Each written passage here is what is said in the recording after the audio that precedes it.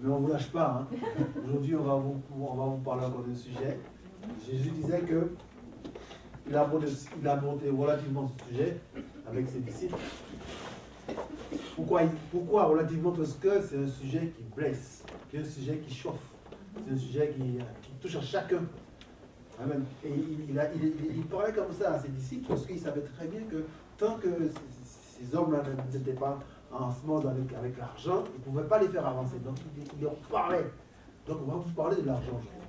Mais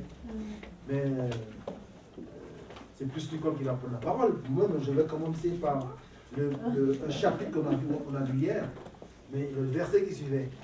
C'est pour ça que je dis Dieu, je n'ai pas dit que, bon, on peut dire que Dieu est trop fort. J'aime pas trop dire le trop, parce que le trop, il est trop. Mais là, on peut dire que Dieu est trop fort. Le verset 4 du chapitre 13 d'Hébreu. Et le verset 5, pardon. Hébreu 13, verset 5.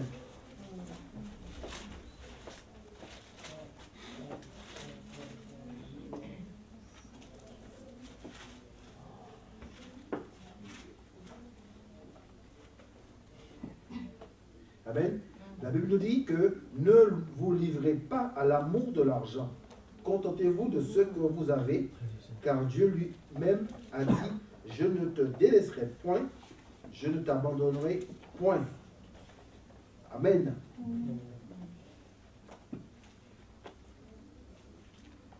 C'est écrit pareil. Que votre conduite ne soit pas guidée par l'amour de l'argent. Contentez-vous de ce que vous avez, présentement, car Dieu lui-même dit, je ne te délaisserai point, non, je ne t'abandonnerai point aussi. Voilà. Amen. De la journée d'aujourd'hui, mes bien-aimés, on veut toujours aller plus loin. Même si on gagne 10 000 euros par mois, on va vivre avec 20 000 euros par mois. Pourquoi? Et c'est pourquoi des fois on a des dettes. C'est pourquoi des fois on a des crédits et tout ça. Pourquoi? Parce que la Bible est claire. Ne vous livrez pas à l'amour de l'argent. L'amour, c'est quelque chose de cruel dans les couples. Hein? L'amour ou l'argent? Pardon, l'argent. L'amour de l'argent. L'amour de l'argent, c'est cruel dans le couple. Et quand on voit des couples chrétiens, des couples bénis du Seigneur, qui ont des problèmes, même pas pour des problèmes d'argent, pour qu'ils n'ont pas d'argent pour vivre, mais avec madame, monsieur et madame. Ils n'arrivent pas, tu as dépensé ici, tu as dépensé ça. Il y a même des couples bien aimés qu'ils ont tellement, il y a une séparation, c'est sûr, que toi, c'est toi qui achètes le pain et c'est moi qui achète le lait. Par exemple, c'est comme ça. Et si un a oublié d'acheter le pain, eh bien, il n'y a pas de pain. C'est la division. Et dans les couples, ça marche comme ça, les couples chrétiens. Amen. Dieu me relève des gros yeux, mais c'est la vérité, mon frère. Hein? Peut-être que nous, ici, là, on n'est pas concernés, mais souvent, les gens disent, bon, non, chez moi, c'est moi qui paie l'électricité, c'est ma femme qui paie le loyer, et ainsi, et dans la division. Tu vois? Alors, ça ne devrait pas être, tout devrait être, on est une seule chair, tout devrait être ensemble. Et ça, vous voyez, on va entrer plus profondément dans l'enseignement, on verra que c'est beaucoup plus facile. Il y a moins de caca, on ne peut pas se mentir. Parce que quand il y a un seul compte dans la maison, un seul compte dans le couple, il n'y a pas de souci, on ne peut pas se mentir parce que c'est ouvert. Mais quand tu as ton compte, là, le compte là, je ne dis pas que c'est mauvais, je ne dis pas que c'est bon, je ne dis pas ce qu'il faut faire, mais je peux quand même vous présenter, avoir un seul compte dans un seul compte. Dans le couple, je trouve que c'est quelque chose de quand même, c'est mieux. Tu vois? On ne dit pas comme il faut faire ci, il faut faire ça, mais à la limite, on dit que c'est mieux. On peut mieux gérer. Hein? Mais on va revenir dessus. Donc, l'amour de l'argent. Au fait, Nicole, je te laisse en parler. Ouais. Hébreux 6, verset 10. Timothée, pardon. Timothée 6 et le verset 10. Nous connaissons ce verset.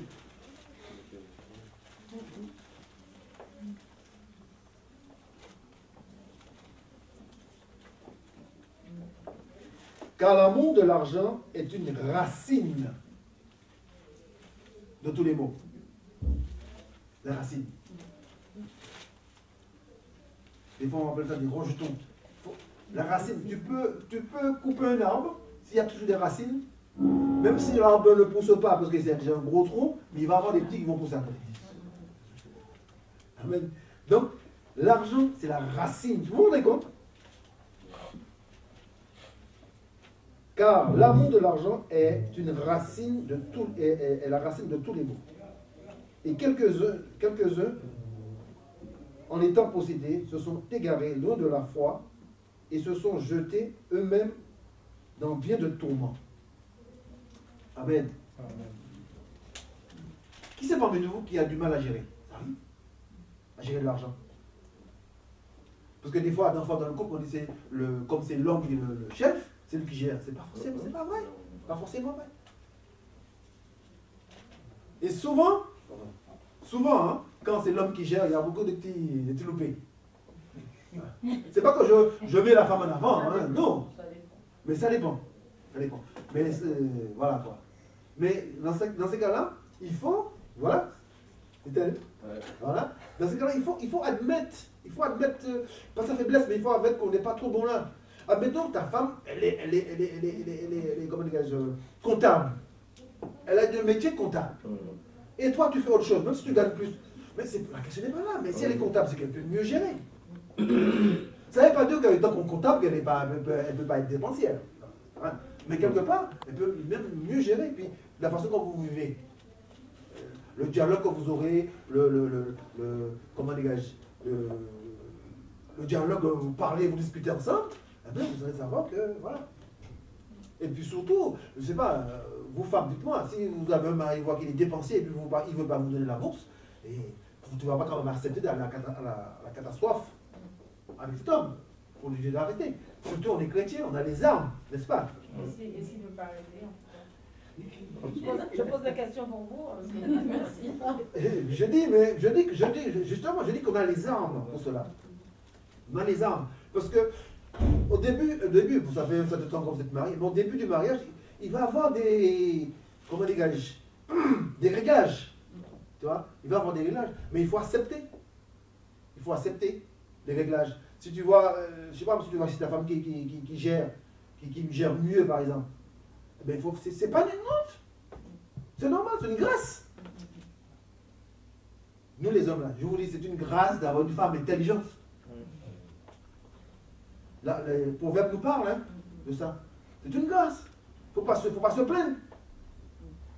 Moi, je ne me plains pas. Amen. Ça nous évite. Mais c'est pas aussi, des fois, il y a une forme de lâcheté aussi. L'homme laisse sa responsabilité souvent à sa femme. Pour ne pas, vas-y, voilà. Donc il faut quand même qu'on nous prenne nos responsabilités. On ne va pas retomber sur le rôle de l'homme. Je ne vais pas vous attaquer les hommes encore aujourd'hui. Vous allez me jeter des pierres. Quoique, je comprends bien, du moment où je suis avec Christ, j'ai pas peur, j'ai pas peur.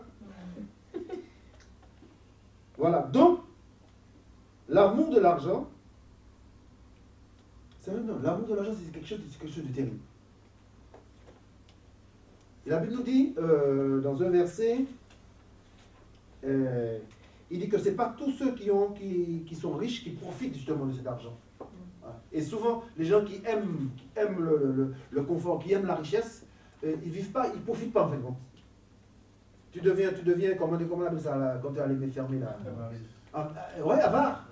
Tu deviens avare. Tu as un compte bien rempli, mais tu marches d'une façon, tu ne peux même pas t'habiller, te nourrir. Pourquoi? Parce que tu ne veux pas que centime tombe dedans, ne sort de ton compte. Tu vois? Ça, c'est l'amour de l'argent. Bon. Nous allons prendre un autre verset. Je parle d'égoïsme, hein, je sais trop vite. 2 Timothée, pardon, 2 Timothée, qui parle de ça, 2 Timothée 3, au chapitre 2.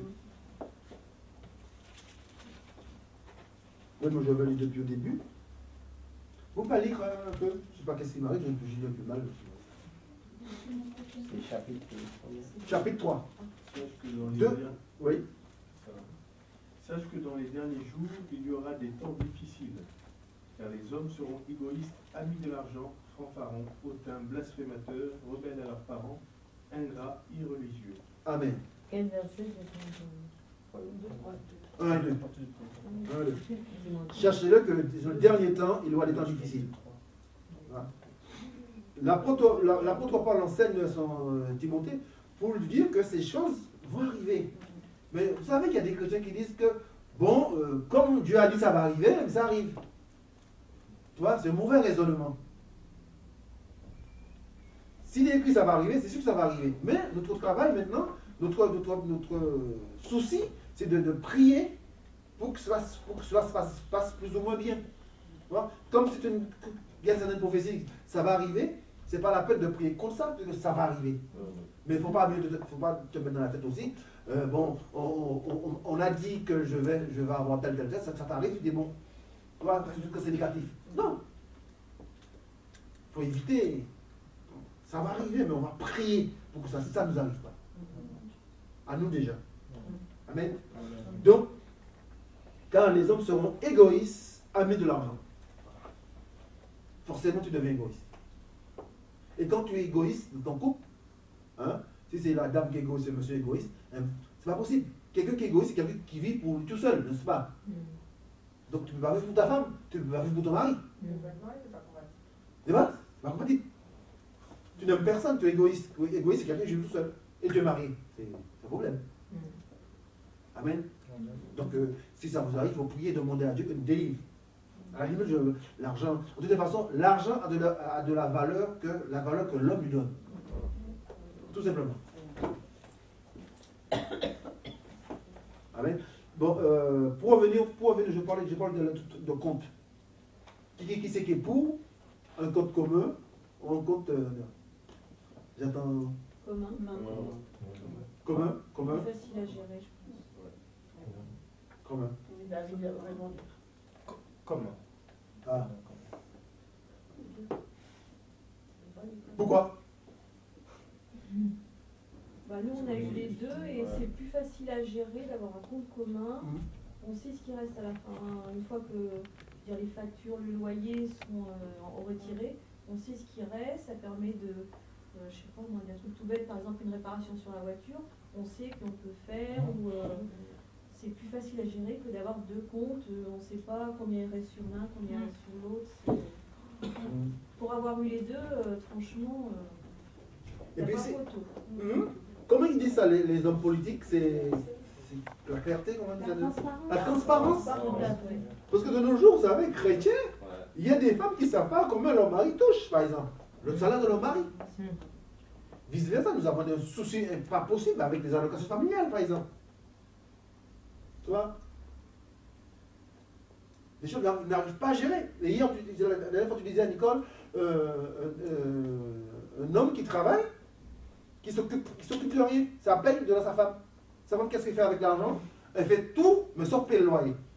Et le gars s'est rendu compte, quand on est venu, il a signé de sortir de expulsion. Ce monsieur dit, qu'est-ce que tu as fait avec l'argent?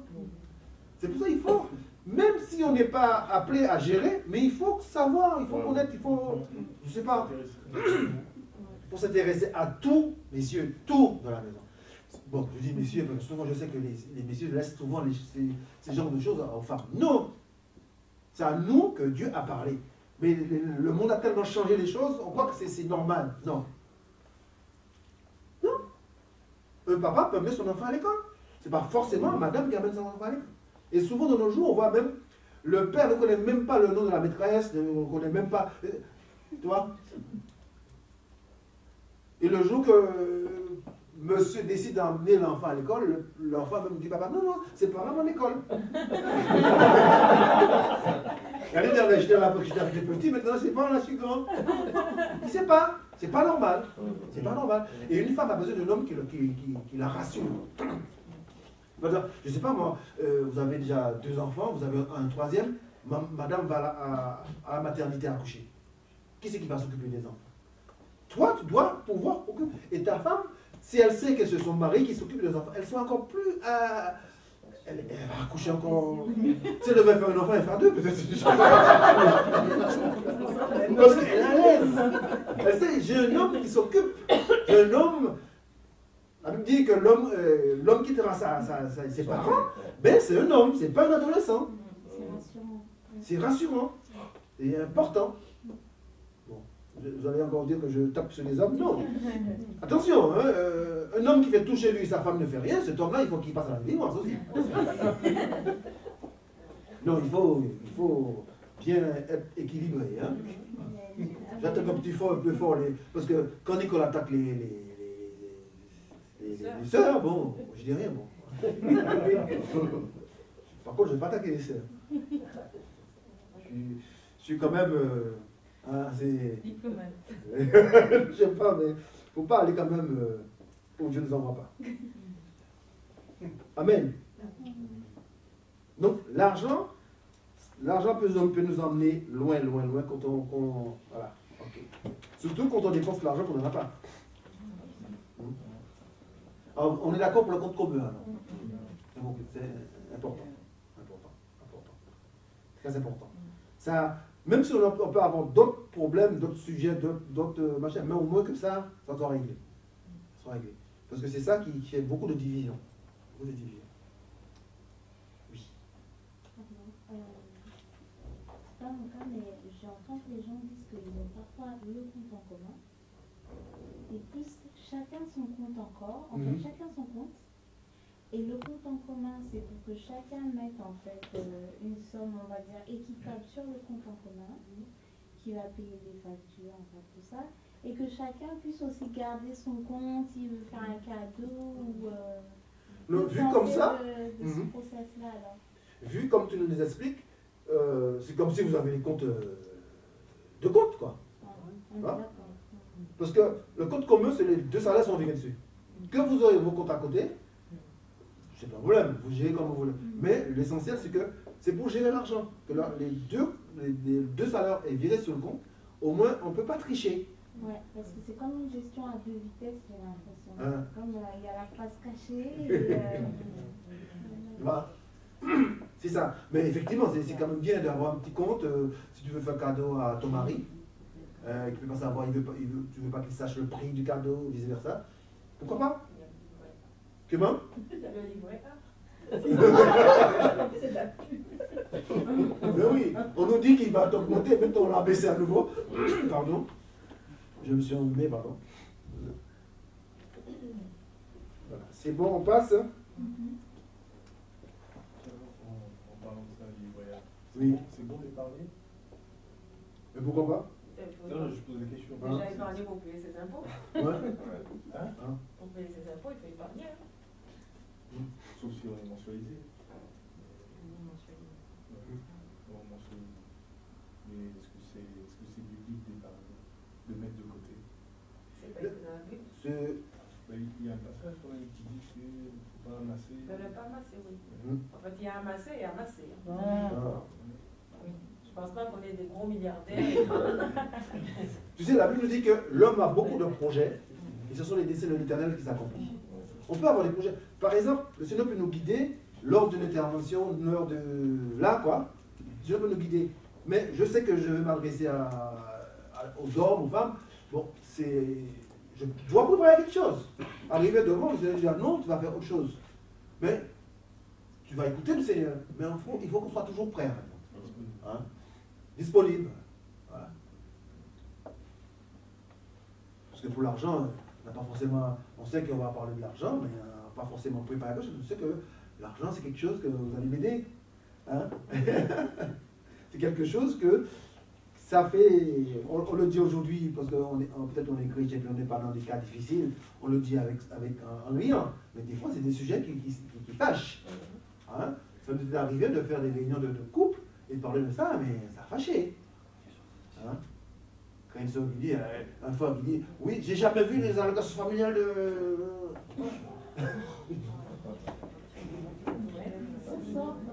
Ça sort comme ça. Mais c'est bon, il faut que ça sorte comme ça. Quelque chose. Vous savez, on a eu des couples de certain âge, et enfin une petite parenthèse, et la sœur voulait prendre la main de son mari. Son mari disait, oh pardon. Il y avait des histoires comme ça. Et lors de ces réunions, on les a expliquées, mais c'est pas péché de prendre la main de ta femme. En plus, c'est ta femme. C'est ta femme. Il n'a pas volé. Non, on ne dit pas de. Parce que quand tu veux de l'assemblée, il y a comme des célibataires, il ne faut pas quand même mettre une pierre à l'achoppement. Mais, je ne sais pas moi. Tu es dans la rue à Paris, tu peux prendre ta femme dans les bras. C'est un péché. C'est ta femme, justement. Je ne suis pas seul.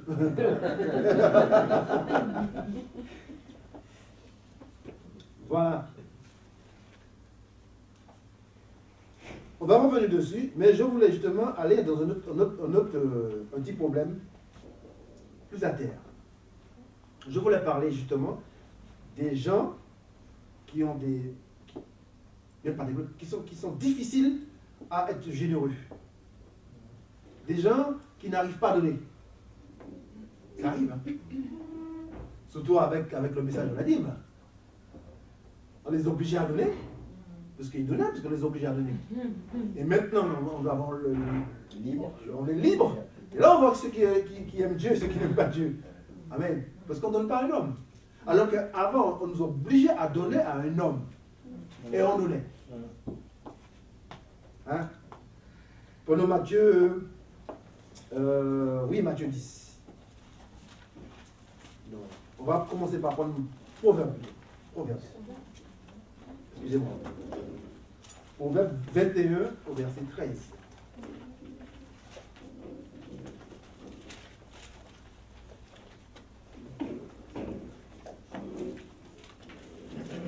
Proverbe 21. Qui c'est qui nous fait la lecture? Dieu dit, Proverbe 21, 13, celui qui ferme son oreille au cri du pauvre criera lui-même et n'aura point de réponse. Ça va? C'est clair. Clair. Vraiment, la parole de Dieu, c'est comme une épée. Hein. Ça fait mal. Et Proverbe 11, verset 25.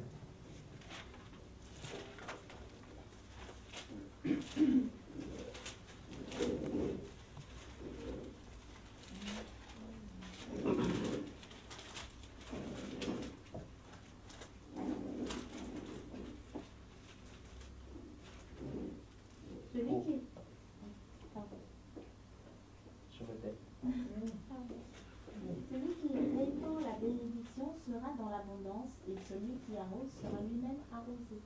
Amen. Alléluia. Non, parce que tu vois des gens qui, même pour mettre des enfants, ils sont en bicard. Il y a des billets de 20, de 50. Ils prennent le 10. Non, on se moque de qui là? Amen. C'est, je sais pas moi, il faut, même, peut-être pas forcément à l'assemblée, hein, même à la maison, même, par exemple, un exemple. Mon exemple il est mauvais, mais ils font les rois, la galette. Vous savez, ils mettent le truc dans la galette. Hein? Au travail, et puis celui qui trouve la galette, qui trouve le truc, il doit payer une galette. Hein? Mais il y en a qui sont tellement pleins. Il trouve le truc, il dit jamais que c'est. Mais il mange la galette. Ne va pas. Ne va pas. Et c'est des trucs comme ça. Et des fois, on n'est pas comment on manque de générosité. C'est pas forcément dans des grosses sommes, justement dans des petits trucs. Tu vois, pour un café de 1 euro, hein, tu fais un truc pour ne pas payer de 1 euro. Donc c'est quelque chose, hein. Je ne sais pas pourquoi je voulais parler de ça, pendant là, il y a des gens qui n'aiment pas donner. C'est dur. Et quelque part, comme si c'est l'esprit en maintenant. Je pense que le Seigneur peut nous délivrer de ça. Parce que Matthieu 10, 42, juste une petite parenthèse que je vais faire, hein, sinon on va rentrer plus profondément de l'argent, parce qu'il y a beaucoup de choses à lire. Et je pense que vous avez beaucoup de choses à lire, n'est-ce pas?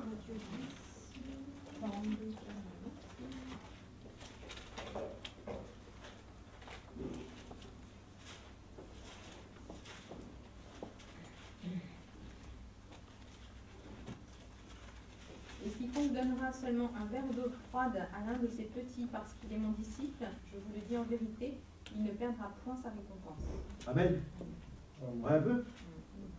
Tu me prends le petit café de 1 euro, le Seigneur le voit. Tu vois, c'est pas la peine, c'est. Je sais pas moi, c'est pas la peine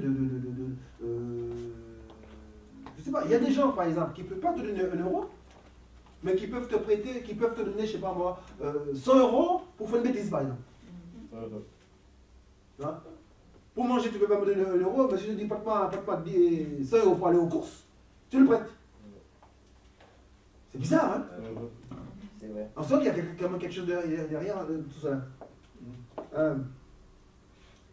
Et aussi, il y a la manière de donner. Hein? Ça nous concerne en tant que chrétien. Quand on vient, on donne son offrande. C'est pas un reproche. Hein?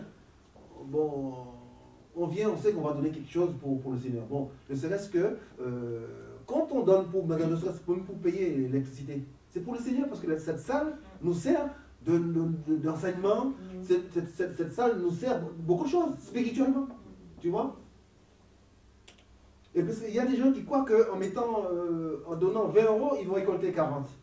Ah non! Dieu ne marche pas comme ça.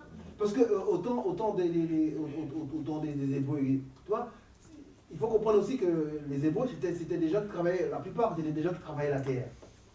C'était des agriculteurs. Il n'y avait pas beaucoup. Quand on disait que,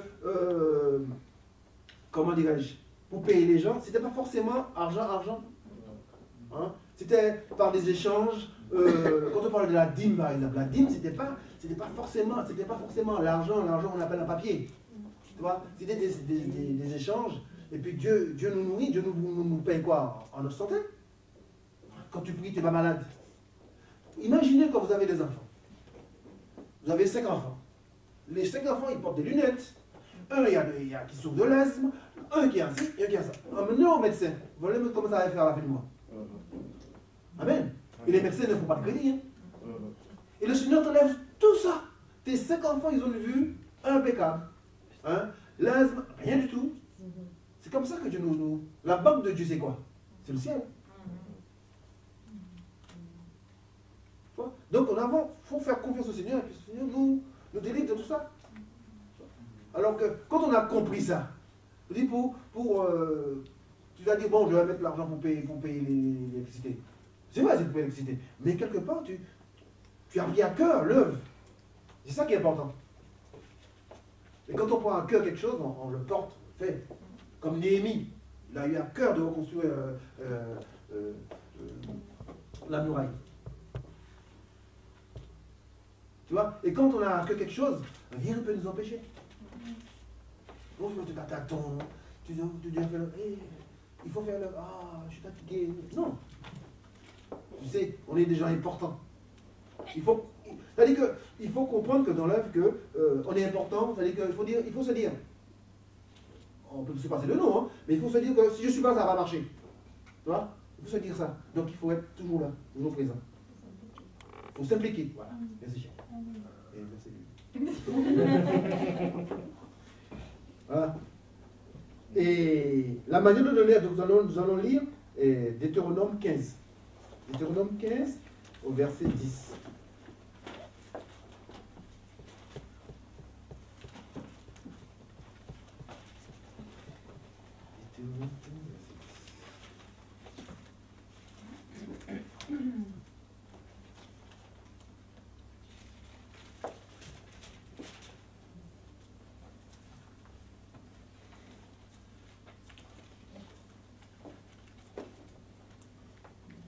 Deutéronome 15, 10. Donne-lui et que ton cœur ne lui donne point à regret, car à cause de cela, l'Éternel, ton Dieu, te bénira dans tous tes travaux et dans toutes tes entreprises. Amen. Alléluia. Amen. Je pense que donner avec son cœur, donner, c'est toute une préparation. Et je pense que c'est Dieu qui nous met à cœur de donner. Parce que ta chaîne ne te dira jamais de donner. Vrai ou faux? Donc quand tu donnes, c'est Dieu qui te donne, qui te pousse à donner. que je dis toujours aux frères, si on se réunit ici, on n'est pas là par la chair, c'est pas possible. On a autre chose à faire dans le monde. Bon, faut. Le dimanche matin, je me rappelle, des fois on était convoqué pour 8 h du matin. En tout cas, toute la semaine, donc le dimanche matin, c'est la classe matinée. Si tu es là, tu penses que c'est par tes forces, pas possible. Si tu crois ça, mais je sais pas. À moins, bon. Peut-être qu'il y en a qui l'ont fait, mais je sais pas. Mais vraiment, c'est Dieu qui te dit, il faut être là. Amen. Alors, il faut donner, hein, la manière de donner, c'est très important. Et dans le point de 2 Corinthiens 9, versets 6 et 8,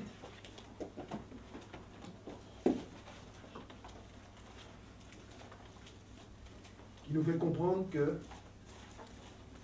quand tu as cette générosité dans ton cœur, celui qui donne reçoit. La Bible dit qu'il est plus favorable de donner que de recevoir. Donc, 2 Corinthiens 9, versets 6 à 8.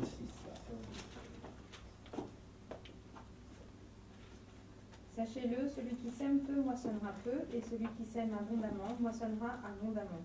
Que chacun donne comme il l'a résolu en son cœur, sans tristesse ni contrainte, car Dieu aime celui qui donne avec joie, et Dieu peut vous combler de toutes sortes de grâces, afin que, possédant toujours en toutes choses de quoi satisfaire à tous vos besoins, vous ayez encore en abondance pour toute bonne œuvre. Amen. Hein? Quand on donne, on sait qu'on va avoir une bonne santé. C'est important, hein? Hein? Je vous dis, je porte des lunettes quand je vais voir ces messieurs-là, il ne faut pas de crédit. Hein? Il faut les sortir. On dit qu'on est remboursé, mais quand même, des fois, il faut les sortir. Amen. Alléluia. Alors, donnons et en nous souvenant ce que Dieu nous a donné. Hein? Voilà, c'est très important. Quand on pense à ça, et demandons pardon à Dieu si on a ce manque de générosité. Amen. C'est ça que je voulais apporter, parce que des fois on prend de l'argent, mais des fois on ne donne pas. On ne donne pas. Et on veut recevoir. Il faut donner. Voilà. Voilà ce message que je voulais faire passer. Amen.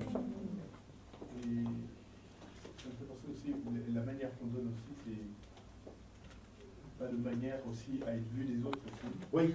Aussi. Il nous dit que ce que ta main droite donne, ta main gauche ne doit pas savoir. C'est aussi parce que là qui donne effectivement pour être vu des autres. Oui, comme le pharisien. Comme le pharisien. Oui, Seigneur, je suis un homme de prière, je donne ma dîme. Pas pour son estomac. Je jeûne 2 fois par semaine. Je donne 2 fois par semaine. Et le petit républicain, pardon, il disait, Seigneur, tu as vu. Ça, la Bible nous dit, cet homme est parti béni, avec une récompense. Amen. Alors pour revenir sur l'épargne, moi je ne sais pas, mais ma Bible me dit, dans Matthieu 6, on va prendre à partir du verset 31, je ne sais pas si elle peut venir. Matthieu 6, verset 31 à 34.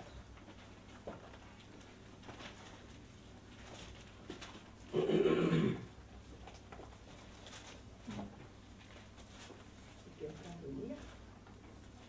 Matthieu 6, 31. Ne vous inquiétez donc pas en disant que mangerons-nous, ou que boirons-nous, ou de quoi serons-nous vêtus, car ceux-là, ce sont les païens qui le recherchent.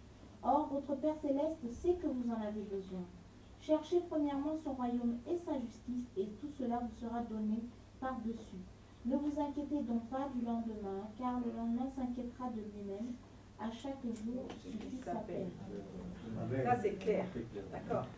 Mais quand on sait qu'on a un travail, et quand on sait que on a des impôts à payer, parce que la Bible nous dit de donner les impôts à qui appartient les impôts, n'est-ce pas? Imaginons qu'on gagne bien sa vie, et puis le même mois on dilapide tout, alors qu'on sait qu'il faut qu'on paye les impôts. Et en France, ce n'est pas que 10%. Donc si on dilapide tout, à un moment donné, les impôts vont se cracher. Ils vont faire quoi? Parce qu'on n'a plus d'argent pour payer. Donc on est quand même obligé penser qu'on aura des impôts à payer. Enfin, je parle pour ceux qui payent des impôts, ceux qui travaillent et qui payent des impôts. Parce qu'avec les impôts, ça ne rigole pas.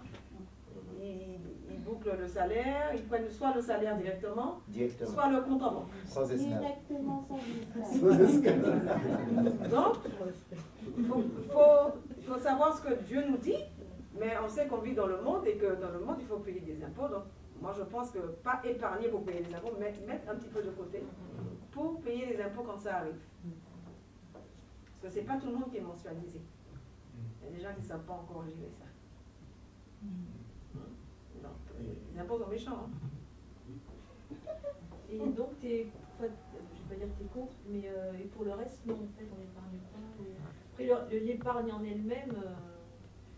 Mais on ne sait pas quand est-ce que Dieu va en prendre son souffle. Hein. On peut épargner des milliards et puis on n'en profite jamais. Donc, il y a des missionnaires, il y a la mission, il y a des gens qui ne connaissent pas, qui n'ont jamais entendu parler du Seigneur. Si on a un peu d'argent, si on peut donner un peu pour la mission, c'est bien aussi. Ou ne serait-ce qu'acheter des Bibles et envoyer quelque part, ça, Dieu, je crois que ça va toucher son cœur directement. Mais si notre compte en banque est plein, et puis qu'on n'aide pas les pauvres, qu'on n'aide pas, voilà, c'est... Et en fait, quand quand vraiment on marche avec Jésus, même si, en donnant, même si aujourd'hui on n'a rien sur le compte, mais Dieu est souverain. Les gens vont venir, c'est Dieu qui va les envoyer, même si c'est un païen, pour nous bénir, parce qu'il en parle. On sera béni. On ne s'attend pas à l'argent, mais le Seigneur... Je ne pense pas que Dieu y punisse parce qu'on a épargné. Mais il y a une épargne peut-être, ou alors quand on fait des gains bizarres que Dieu ne va pas du tout apprécier. C'est dans Proverbe 28 au verset 8, il dit « Celui qui augmente ses biens par l'intérêt et l'usure, les amasse pour celui qui a pitié des pauvres. » Donc, on va... si on vend une voiture, par exemple, et la voiture, elle vaut pas un clou, et puis surtout si on la vend à un frère, elle ne vaut pas un clou, mais on la vend 7 000 euros. 28,8. Ouais. Celui qui augmente ses biens par l'intérêt et l'usure, les amasse pour celui qui a pitié des pauvres. Donc, tu vas prendre plein, tu vas mettre à côté, tu vas vendre ta voiture qui ne vaut pas un clou, mais en fait, ça ne va pas te profiter à toi. Ça va être donné à quelqu'un qui va s'occuper des pauvres. Moi, c'est ce que je comprends. Donc, si on veut amasser, bon, chacun est libre de faire ce qu'il veut. Hein. Non, on ne va pas dire aux gens, n'amassez pas, etc. Mais juste la réalité. La réalité, c'est que le monde entier n'a pas encore entendu parler du Seigneur, c'est pour ça qu'il prend son temps. Il veut que tout le monde entende parler de lui, et il y a des contrées où on n'a jamais entendu parler de Jésus. Il y a des familles qui n'ont jamais entendu parler de Jésus. Qui vivent par nous. Donc, ne serait-ce que faire des supports ou même déposer des petits livrets dans les boîtes aux lettres, c'est une façon aussi d'évangéliser. C'est une façon de fructifier son argent. Si tu prends ton argent, tu vas faire des petites cartes, des boîtes aux lettres, c'est quand même une âme est sauvée. Je ne vous dis pas comme le Seigneur est content. C'est la fête, c'est la fête au... Et c'est comme les emprunts, souvent on me pose des questions, comme vous ne me dites pas, hein, vous ne posez pas les questions sur les emprunts. On va prendre Proverbe 22.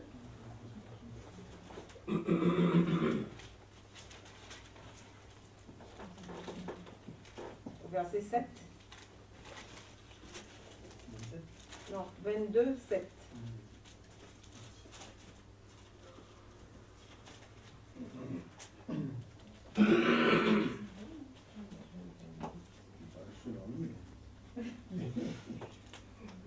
Le riche domine sur les pauvres, et celui qui emprunte est l'esclave de celui qui prête. Et si on prend le verset 26, toujours dans 22, ne sois pas parmi ceux qui prennent des engagements, parce que les gens aussi nous posent des questions, est-ce qu'on peut on peut cautionner les gens? Donc la Bible nous répond clairement à ce sujet-là. Ne sois pas parmi ceux qui prennent des engagements, parmi ceux qui cautionnent pour des dettes. Si tu n'as pas de quoi payer, pourquoi voudrais-tu qu'on enlève ton lit de dessous de toi? Parce que la personne que tu vas cautionner, même si c'est ton frère, même si c'est ta soeur, mais tu ne connais pas son cœur. Peut-être qu'au départ, il va commencer à bien rembourser, Et puis un jour, il n'arrive plus à rembourser ou il a perdu son travail. C'est sur toi que ça revient. C'est ça qu'il faut comprendre. Souvent, on fait, par sentiment, on veut rendre service aux gens et tout ça. Et puis, je connais plein de gens qui se sont retrouvés dans les dettes, alors que c'était même pas pour eux. Donc, leur neveu a roulé la voiture neuve pendant des années. Il n'a jamais donné un sou sur cette voiture-là. Et c'est la personne qui a servi de caution qui a tout payé. Donc voilà, ça c'est pour la caution. Et donc, la Bible nous enseigne que celui qui emprunte est l'esclave de celui qui prête. Donc si on est esclave de... Moi je préfère être esclave de Jésus. Donc voilà, le riche domine sur les pauvres. C'est pas comme on est méchant, hein, qu'on veut pas. Mais on est chrétien, comment dire, l'amour de Christ n'est pas dans les sentiments. Oui. Excuse-moi. Oui. Pour revenir sur l'épargne tout à l'heure, Oui. En fait, en ce qui concerne les enfants, en tant que parents, on peut amasser pour nos enfants, ou bien il y a des réserves à y mettre. Je ne sais pas, le Seigneur m'a dit de ne pas m'inquiéter du lendemain. Moi, honnêtement, je n'épargne pas.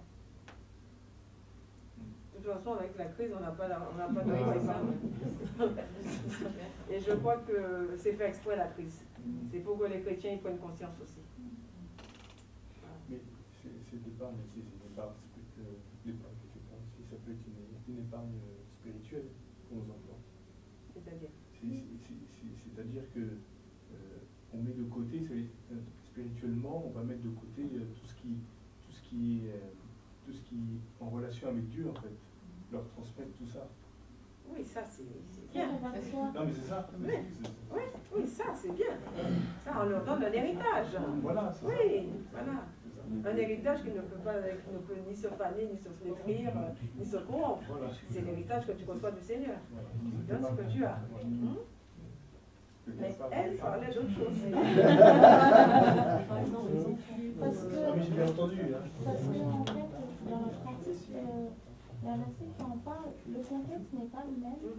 Mais, Il dit que ce n'est pas les enfants qui doivent épargner pour les parents, mais c'est tout simplement, ça veut dire que ce n'est pas aux enfants de prendre soin de donner aux parents, c'est les parents qui doivent donner aux enfants. Parce que par exemple, dans le cadre de la dot, on voit tout de suite que c'est plutôt les enfants qui donnent. Alors que quand l'enfant se marie, il a plus besoin pour s'installer que ses parents lui donnent la dot. Au contraire, le trousseau, les choses comme ça qui vont permettre qu'il va bien démarrer. Alors que là, c'est le contraire. C'est le contraire. Je lisais, je regardais un reportage l'autre jour, c'était je ne sais plus, dans les pays du Maghreb. Les filles sont encore vendues parce qu'on considère ça comme une vente. Et le mari, s'il veut vraiment de la fille, il faut qu'il donne, il faut qu'il trouve les sous. Et c'est dans ce cas-là voilà. Parce que souvent, les parents, il y a des pays où les parents ils font des enfants et puis ils disent, bon, maintenant, les enfants vont grandir, c'est eux qui vont nous nourrir. Je vous assure, ça existe. Hein. Et ils sont là, ils attendent. Donc les enfants vont travailler, ils ramènent les sous à la maison et tout. Et les parents sont là. Voilà. Dans ce cadre-là. Mais l'argument, par exemple, parce que c'est très courant, ce débat, vraiment c'est pour les enfants. Bon, il y a le fait, comme tu viens d'expliquer, par exemple, quand on parle du trousseau, comme tu viens si bien de dire, ou par exemple, comme tu as dit tout à l'heure, on n'a pas tous en fait des gros salaires, et de vouloir en fait préparer par exemple les noces de l'enfant ou préparer ce trousseau, c'est une forme d'épargne aussi. Donc, oui, quand tu sais qu'il va y avoir le mariage, ben, tu prends tes dispositions pour commencer à préparer le mariage de ton enfant. Ouais, tu prends tes dispositions pour commencer à préparer. Quand tu vas accoucher, tu prépares les lettres. Voilà. Donc en fait, tu épargnes juste pour un but. Voilà. Mais En pas, vacances, pas c'est dans pas le pour but d'amasser. Ah. Ok, d'accord. Donc, Pas dans le but but, oui. précis. Ok. Là, dans le but de, pas dans le but de s'enrichir. Parce que tu sais pas quand est-ce que tu peux très bien faire amasser un gros trésor dans ton grenier et puis tu ne verras jamais. Tu n'en profiteras pas. Dans ce cas, un chrétien ne doit pas chercher À s'enrichir. Voilà. Il doit, non, Faire des chercher affaires. premièrement le... Colossiens 3. Oui, mon frère. Oui, j'allais dire que, bon, moi je trouve que c'est un peu relatif quand même parce que, bon, si une personne touche par exemple, 10 000 euros, ou 5 000 euros, sûrement les chrétiens qui doivent toucher de son pareil, je sais Ah pas, bon, je sais j'imagine, pas. c'est mieux, je sais pas. Et puis Bon, le pasteur. dans le couple. Comment le pasteur. Je l'ai dit. Non, mais c'est bon. C'est un peu délicat parce que si Dieu nous bénit financièrement,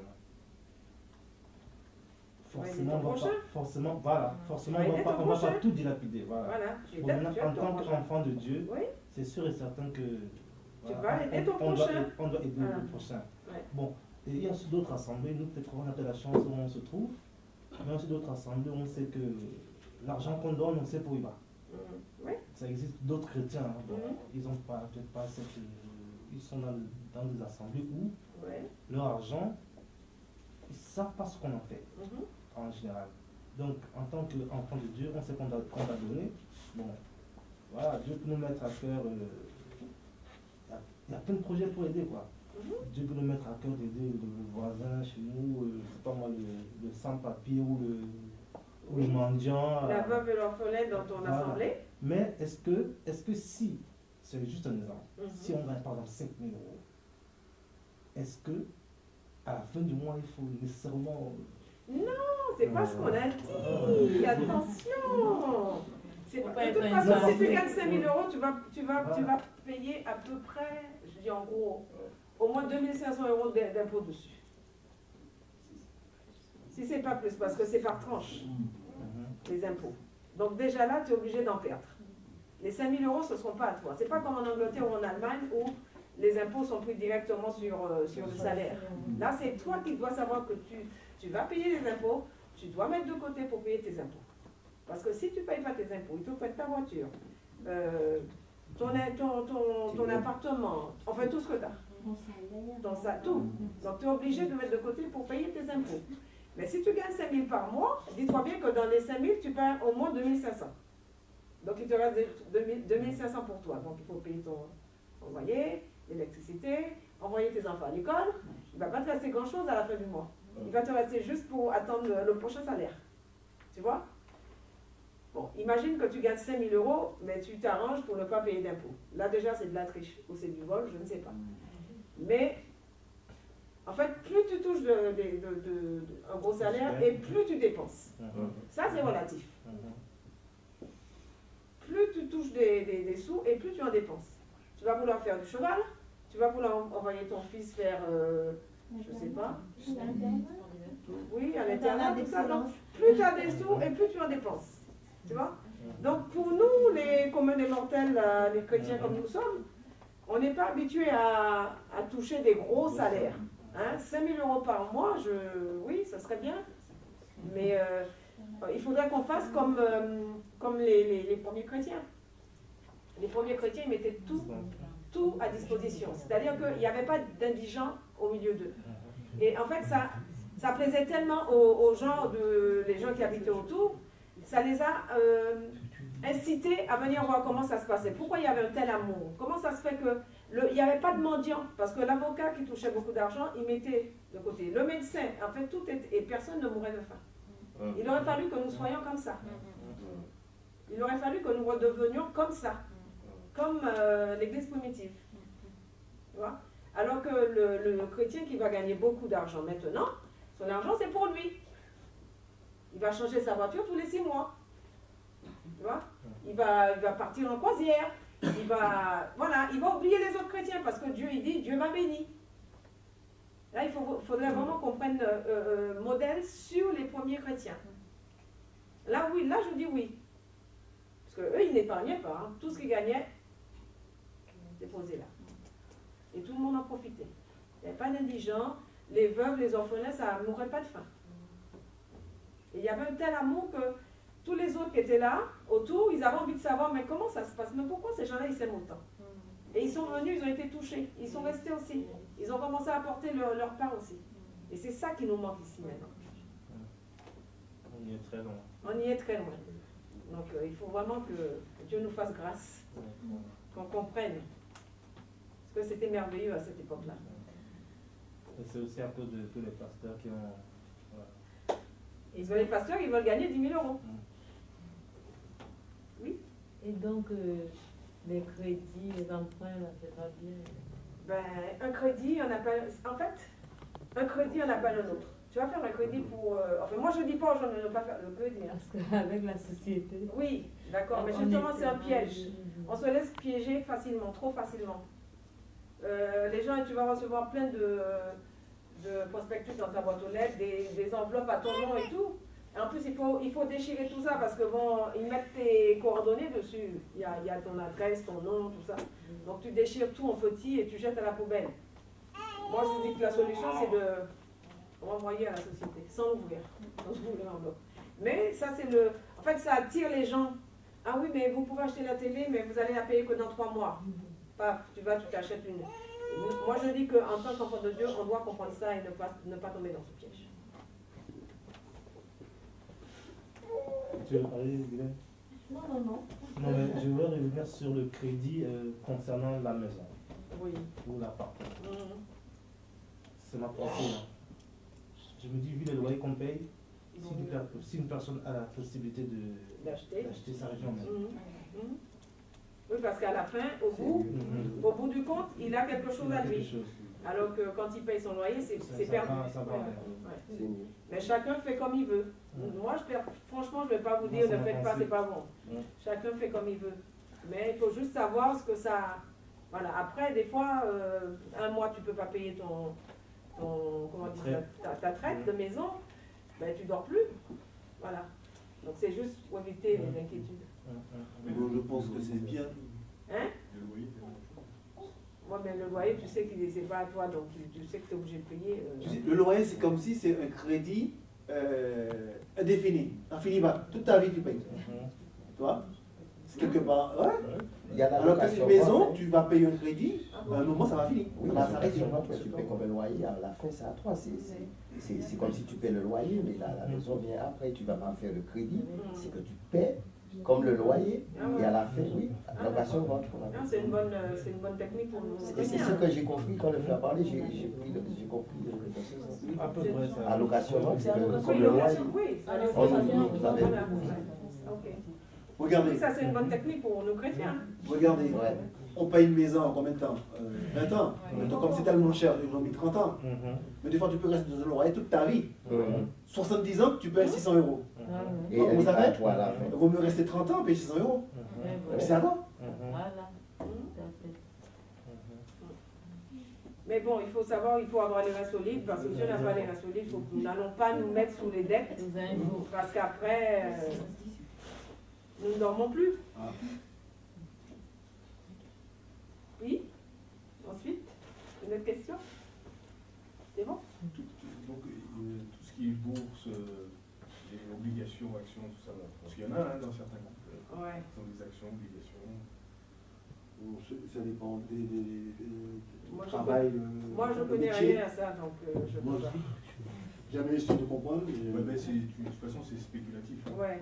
Donc, et puis, ça dépend. Ben, c'est ce que la Bible nous a dit, non? L'usure, c'est ça, hein? Bon, je crois que tu as la réponse. Oui, mais dans certaines entreprises, c'est proposé d'office et t'as pas le choix en fait. Oui, mais si c'est pas toi qui le fais. Ouais, non, mais c'est vrai que quelque part, moi ça m'a toujours gêné. c'est l'épargne salariale. Ouais, voilà, Oui, t'as pas le c'est- choix, c'est C'est obligatoire. ton patron qui ferme pour toi. Voilà. Et puis, je pense qu'en tant que chrétien, et chef, Tu ne peux même pas y toucher. C'est ça l'épargne salariale, Ouais, ouais. tu peux pas y Tu toucher. as le droit d'y toucher tant que t'as pas démissionné. Ben oui, voilà. Donc, Ouais. Il te débloque si tu te maries, si tu fais un bébé, si tu démissionnes, ouais.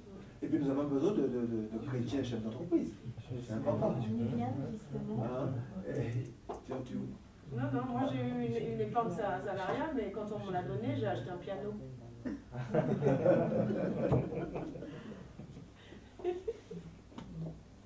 Oui. Justement, comme disait la sœur, donc on vient de parler en fait de la matrichesse et tout ça. Maintenant, le frère ou la sœur qui est entrepreneur ou qui a envie de se lancer en fait dans l'entreprise, est-ce que en fait on peut considérer ça comme un appât du gain ou est-ce que, enfin, Non. Non. Sinon nous adultes sont la tête, non la queue. Tu vois, il ne faut pas être négatif. Hein? Chrétien, c'est pas synonyme de malheureux. Non. Déjà, on a cette richesse spirituelle qu'on ne peut pas mesurer, c'est toi. Et les gens qui nous critiquent, c'est qu'ils sont toujours jaloux de cette richesse qu'on a. Bon, c'est malédiction. Hein? Toujours le jaloux qui n'est pas bon, on en a parlé hier. Mais je pense que quelqu'un qui a une entreprise, il faut que l'entreprise puisse fleurir. Et puis déjà, dans le but d'embaucher des gens. Donc pour embaucher des gens, il faut quand même faire du chiffre. Et tout ça, je pense que Dieu fait plaisir à ça. Parce que c'est un chrétien que tu vas encore embaucher, et puis voilà, et cette chrétien va encore se faire dans l'œuvre. Oui, j'encourage. Et aussi, je crois qu'un frère qui veut se lancer dans une entreprise, on m'a dit, il faut qu'il se rassure que voilà, c'est de la volonté du Seigneur. Voilà, j'allais y venir. L'obéissance. Déjà, il faut demander au Seigneur, il faut le consulter, savoir s'il agrée ou pas. S'il te dit que non, il faut obéir. Oui. J'ai un petit témoignage par rapport à ça, ça va prendre quelques minutes. Je connais un frère qui a ouvert une entreprise et le Seigneur lui a parlé avant. Et il ne s'imaginait pas qu'il ouvre une entreprise. Et le Seigneur lui a dit, j'aimerais que tu ouvres une entreprise pour moi. Et en fait, il était chauffeur-livreur, il ramassait les palettes. Quand il ramassait les palettes, il avait les données gratuites. Et quand le Seigneur lui a parlé, une semaine après, le monsieur chez qui il ramenait les palettes lui a dit, est-ce que tu sais qu'avec ces palettes, tu peux ouvrir une entreprise? Il a dit, mais moi, ouvrir une entreprise. En plus, ça l'a fait-il. Le monsieur a dit, viens dans mon bureau, il va te faire voir comment on devient auto-entrepreneur. Et ça s'est passé en 30 minutes. Et c'est comme ça qu'il a commencé. Et vraiment, des fois, je vais le voir en province. Il a embauché, il travaille avec 2 frères. Mais quand je vais là-bas, je me dis vraiment, j'aimerais bien travailler dans une entreprise comme ça parce que des fois, il y en a un qui s'arrête à 10h, il veut prier. Il dit, bon, ok, tu vas aller faire la prière. Et puis le matin, ils arrivent plus ensemble. Et à midi, on mangeait plus ensemble. Mais je me dis, waouh, c'est vraiment beau. Et c'est parti du Seigneur, je crois. Le Seigneur est vraiment derrière. Le Seigneur. Il faut que le Seigneur soit, il agrée. Je veux dire parce que je voulais prendre la parole pour parler dans ce sens. Parce que des fois, le Seigneur bénit l'entreprise. Et la bénédiction, elle est là, effectivement, mais il faut nourrir cette bénédiction dans le sens que je connais des gens que Dieu a donné des entreprises et l'entreprise a coulé. Exactement. Pourquoi? Parce que le manque de prière. Exactement. Il faut nourrir cette bénédiction. Alors surtout si tu as embauché des gens qui sont chrétiens, il faut un moment de prière. C'est dans la même assemblée, un moment on va passer, on va faire une veillée par exemple. Même si c'est à 2, il faut trouver un moment pour prier Dieu, pour le remercier. C'est ça qui va faire fructifier l'œuvre que Dieu t'a donné. C'est important. Il faut revenir à ce frère. Il est un peu inquiet des fois parce que la dernière fois il m'a payé, il m'a dit que la banque lui propose un crédit. Parce qu'il faut quand même des appareils, tout ça au début. Et il me dit, avec ces francs-maçons là, je ne sais pas je sais pas à qui j'aurai affaire, que je prie le Seigneur parce que je sais pas ce qu'ils vont me proposer là-bas et tout. Il faut qu'il prie. Dis-lui que celui qui est en nous est plus fort que celui qui est en nous. Amen. Il va avec cette force-là. Amen. Il faut obéir. Une autre question peut-être? S'il n'y a pas une autre question, notre frère Denis va me lire un passage dans la Bible. Jean 3,16.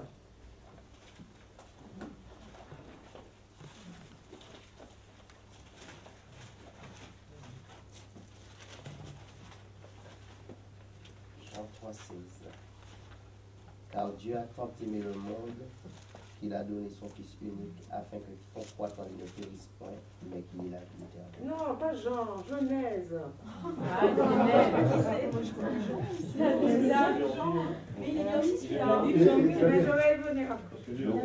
Si, ça va venir après. Genèse, pardon.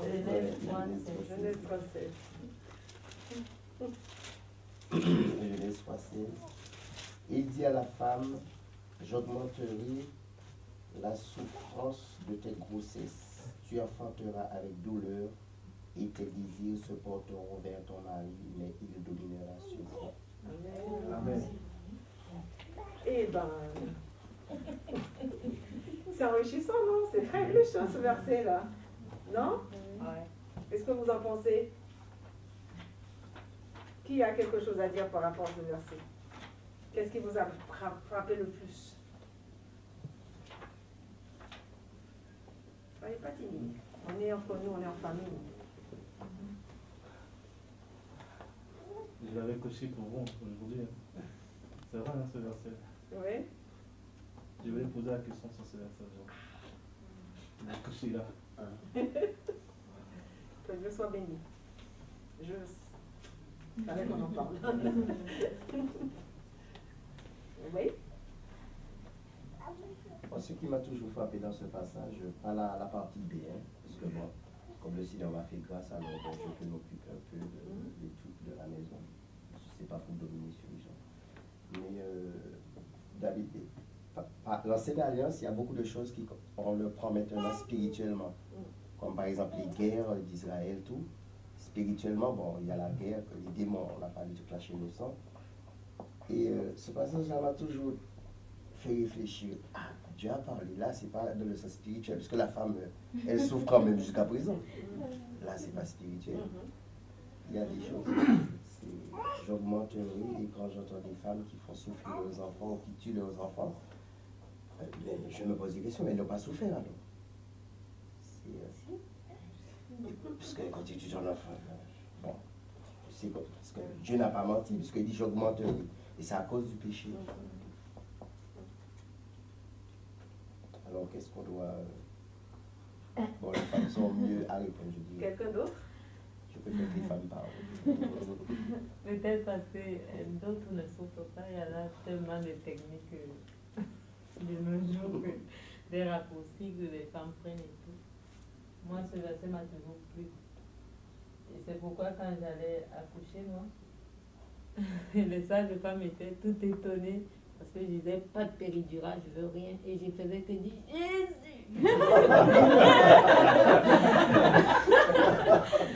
Et donc vraiment, et puis ça s'est très bien passé. Et elle m'entendait parler de mon Dieu. Ah, ils sont chrétiens, ils sont chrétiens. Voilà, j'étais heureuse que ce soit passé ainsi. C'est bien ça. Parce qu'en fait, c'est le cri qui sort. Il y a ma femme, on a discuté assez longtemps par rapport à ça, par rapport à la péridurale. Je dis à ma femme, de toute façon, le Seigneur a écrit dans ta parole que les femmes enfanteront dans la douleur. Et avec le Seigneur, tu n'auras pas plus de douleur que ce que tu dois avoir. Le prière et tout, le Seigneur a fait quelque chose merveilleusement bien. Surtout que moi, en Afrique, j'ai un premier enfant et tout. Et puis là-bas, il n'y a pas toutes ces techniques et tout. Et puis je suis arrivée, j'ai vu que la péridurale, il y avait des femmes après qui souffraient même. Donc je ne voulais pas m'ajouter, me prendre un démon. J'ai mon Seigneur et tout. Vraiment, c'est rapide et bien. Voilà. Gloire à Dieu. Moi, la question à propos de ce verset que je me suis toujours posée, c'est en fait, je disais, mais Seigneur, cette parole est la conséquence du péché. Donc c'est une malédiction qui est due au péché. Pourquoi est-ce que quand on vient au Seigneur, ça peut paraître stupide comme question, mais je me la suis posée. Pourquoi est-ce que quand on vient au Seigneur et qu'en fait on a donné sa vie à Jésus et qu'il n'y a donc plus de condamnation qui sont en Jésus, pourquoi on a encore les douleurs? Mais la réponse, tu sais, c'est pas une condamnation, ma soeur. Hein? C'est une sanction. Une sentence. Donc la sentence, c'est pour toutes les femmes. Irrévocable. Ça, c'est la parole de Dieu. Quelqu'un d'autre? Moi, ce que je retiens aussi, c'est tes désirs se porteront. C'est-à-dire que, ça veut dire que les femmes seront plus amoureuses. Et il dominera sur. Mais ça se voit pas? Ça se voit justement, ça se voit. Ça se voit que la femme elle a souvent besoin que son mari soit là. Quand il y a un petit souci. Il y a des maris même que ça énerve, mais c'est ça, Dieu dit. Voilà. Chérie, je veux lâcher une paire de chaussures, tu viens avec moi. Voilà. Le mari dit, tu t'achètes. Non. La femme a besoin de son mari. Et il y a un piège pour les hommes qui viennent de se marier, notamment. La femme est toujours amoureuse, hein, elle est amoureuse de son mari, elle veut tout faire pour lui et tout, parce que la femme elle a un besoin de materner, donc tant qu'elle n'a pas d'enfant, c'est son mari, elle lui fait ça, etc. Et on sent que les femmes ils sont un peu comme si ça les agace. Moi je leur dis attention, profitez de cet amour-là, parce que quand ta femme va avoir un bébé, ça va être fini pour toi. Et effectivement, c'est exactement ce qui se passe. Parce qu'après, une fois que le bébé est arrivé, et bien, tout cet amour-là est reporté sur le bébé. Voilà. Mais c'est un piège aussi pour la femme, parce qu'il ne faut pas qu'elle aime plus son bébé que son mari et qu'elle le relègue au 2e mois. Ça pose des problèmes dans le couple. Il faut équilibrer les choses. Ce n'est pas le même amour, mais la femme ne doit pas oublier qu'elle était la femme de quelqu'un avant d'être maman. Donc, elle a sa vie de femme, elle a sa vie de maman. Donc, il faut qu'elle sache faire, qu'elle sache équilibrer. Voilà. C'est un piège. Et à la fin, là, il dominera sur... Oui. Mais écoute, comme je disais, si je dis, je laisse répondre, hein, si je dis c'était une sanction au niveau du monde, forcément, il ne faut pas que nous, les hommes, nous croyons ça. C'est quelque chose qui va nous porter, quoi. Au contraire. En fait, dans ce cas-là, dans le cas qui s'est passé dans l'histoire de Adam et de Ève, Dieu avait parlé à Adam en lui disant qu'il ne touchera pas à cet arbre.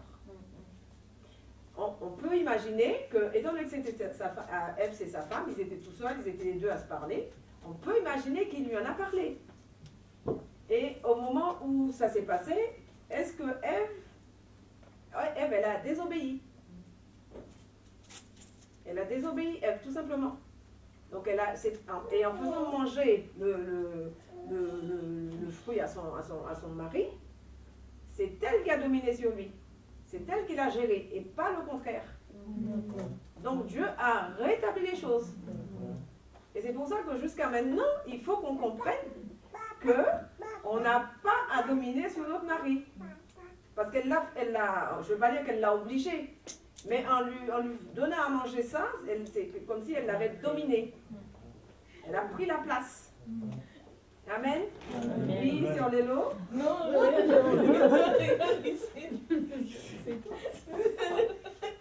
On comprend mieux là. Hein? Dites-moi. Parce qu'on n'arrête pas de se faire des gestes. Quand c'est de l'autre côté, on fait comme ça. C'est pour ça que je rigole.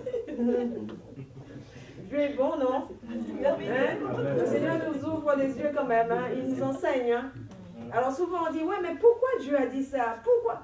Il a juste rétabli la situation. Parce que la femme, c'est elle qui a géré son mari à ce moment-là, alors que c'est le contraire qui devait arriver. C'était à l'homme de gérer, pas la femme. Et la femme, en faisant manger, la femme, elle a pris le dessus. Donc Dieu, il remet les choses en place. Et que nous soyons contents ou pas, que nous soyons contentes, pas contentes, Dieu est Dieu, c'est lui qui nous a créés. Et s'il nous a dit ça, c'est ça. Mais lorsqu'on dit il dominera sur toi, ça ne veut pas dire que monsieur essuie ses pieds sur sa femme. Ça ne veut pas dire que monsieur il tape du poing sur la table à chaque fois parce que le manger est chaud ou n'est pas encore prêt. Ça ne veut pas dire que si on a un désaccord, monsieur part en claquant la porte, prend les clés de sa voiture, il part, il s'absente 2 jours. C'est pas du tout ça, hein, dominer. Dominer, c'est se montrer homme, un homme responsable qui prend ses responsabilités. Et lorsque l'homme prend ses responsabilités comme ça, il n'a aucun problème avec sa femme. Aucun. Il y a des couples où c'est tous les jours, le mari dira à sa femme, la Bible dit, femme, soyez soumise. Moi, je dis que c'est pas normal. Ça ne doit pas se faire dans un couple. On n'a pas à dire, à rappeler à l'autre, je suis ton chef, sois soumise. Non. Au contraire, ça creuse un écart. À chaque fois que tu vas dire à ta femme, la Bible dit, femme, soyez soumise, il y a une petite distance qui se met. Dieu est bon, non? Tu permets que juste au niveau de cette soumission, c'est-à-dire qu'il y a dans certaines cultures que la femme est tellement habituée à être, même pas à être écrasée par son mari, même en recevant des enseignements tels, cette femme a toute cette position. Et l'homme qui, quelque part, qui aime tellement se laisser faire, eh bien, petit à petit, on voit que la femme est écrasée sans être écrasée, maintenant. Vous voyez ce que je veux dire? Je vois des femmes qui sont pas soumises du tout, que leur mari ne leur font pas ces genres de, à la limite je peux dire atrocité, mais malgré cela, elles ont cette attitude. Pour courir devant, tu vois. Nous maris là, il ne faut pas accepter ça. Il ne faut pas accepter ça. Un exemple. Par exemple, mettons en Afrique, ou d'autres pays, aux Antilles aussi, la femme a été élevée comme sa mère, très soumise. Hein? Elle arrive en France, elle se marie avec bien sûr avec un gars avec un frère qui vit déjà en France, qui connaît. Le frère devrait comment dirais-je, ne pas accepter que sa femme ait cette position. Justement, l'homme, justement, la Bible dit que l'homme devrait pouvoir enseigner sa femme à la maison. Il devait lui enseigner ces choses-là. Il dit non, il ne doit pas être soumise comme ça, comme une servante. Non, on est une équipe, on est mariés, c'est chacun, nous avons une part entière. Donc, voilà. Parce que des fois, c'est facile qu'on accepte. Et il faut prendre sur nous, hein, attention, quand on dit l'homme doit dominer.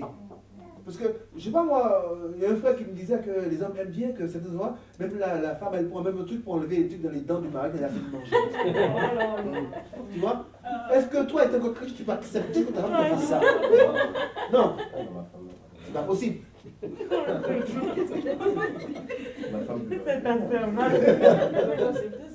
Ah, mais je vous dis des choses, c'est pas des choses que j'ai lues, des fois, des choses qu'on m'a dit. Oui, parce qu'on est là pour ça. Hein. Comme je vous ai dit l'autre jour, la Bible, on connaît la Bible, on connaît les versets, vous êtes là. Hein. Mais il y a des choses que vous devriez savoir que déjà qui se fait. Il faut, nous, hommes là, il faut refuser ça. Oui. Oui. Oui, j'ai fini. En fait, ce que tu dis là, c'est vrai en fait. Pourquoi? Parce que moi, je suis témoignage vivante. Quand mon époux est venu en Afrique, une fois qu'on était fiancés pour se marier, et après le mariage, donc, comme j'étais malade, et on est parti faire des courses, et en Afrique, comme tu dis, donc nous, moi, personnellement, on m'a éduqué, il faut respecter l'homme, donc comme on dit, l'homme doit dominer en fait. Donc pour nous, la soumission, il faut que tu fasses tout pour ton mari et tout, même des linges et qu'il te repasse et que lui, il ne peut pas rien faire, donc il ne peut rien faire. Donc il vient, tu le sers à manger, tu fais tout pour lui, donc lui, il est là seulement assis, quoi. Et moi aussi, j'avais cette pensée-là aussi. Et donc quand Denis est arrivé et tout, il a commencé à m'expliquer un peu des choses, je disais non, je contredisais tout ce qu'il disait, je dis non, pas question. Moi, je dois te respecter, je dois te soumettre et tout, dans tout et tout. On est parti faire des courses. Et il a pris le panier, comme en Afrique, nous on a un système de panier, il a pris le panier, il l'a porté sur lui. Et sur la route, les gens nous regardaient, ça me faisait comment? Donc moi, il m'a dit, pas question, il faut s'attendre même en France. C'est toujours quand on va faire des courses, donc moi je vais faire ce que je vais. Tu n'es pas obligé de porter des trucs, donc c'est moi. Et moi je me disais, non, c'est regarde, les gens me regardent, c'est la honte et tout. Quand on est rentré là, on était, mon beau-frère m'a vu, il a crié, il a poussé une cri là. Il a appelé tout le monde pour dire, ah, je pense qu'il y a un problème. Donc, lui, forcément, il a touché quelque chose, il a ensorcelé le mari, ou bien il a touché le mari, donc c'est grave. Et ça fait des histoires.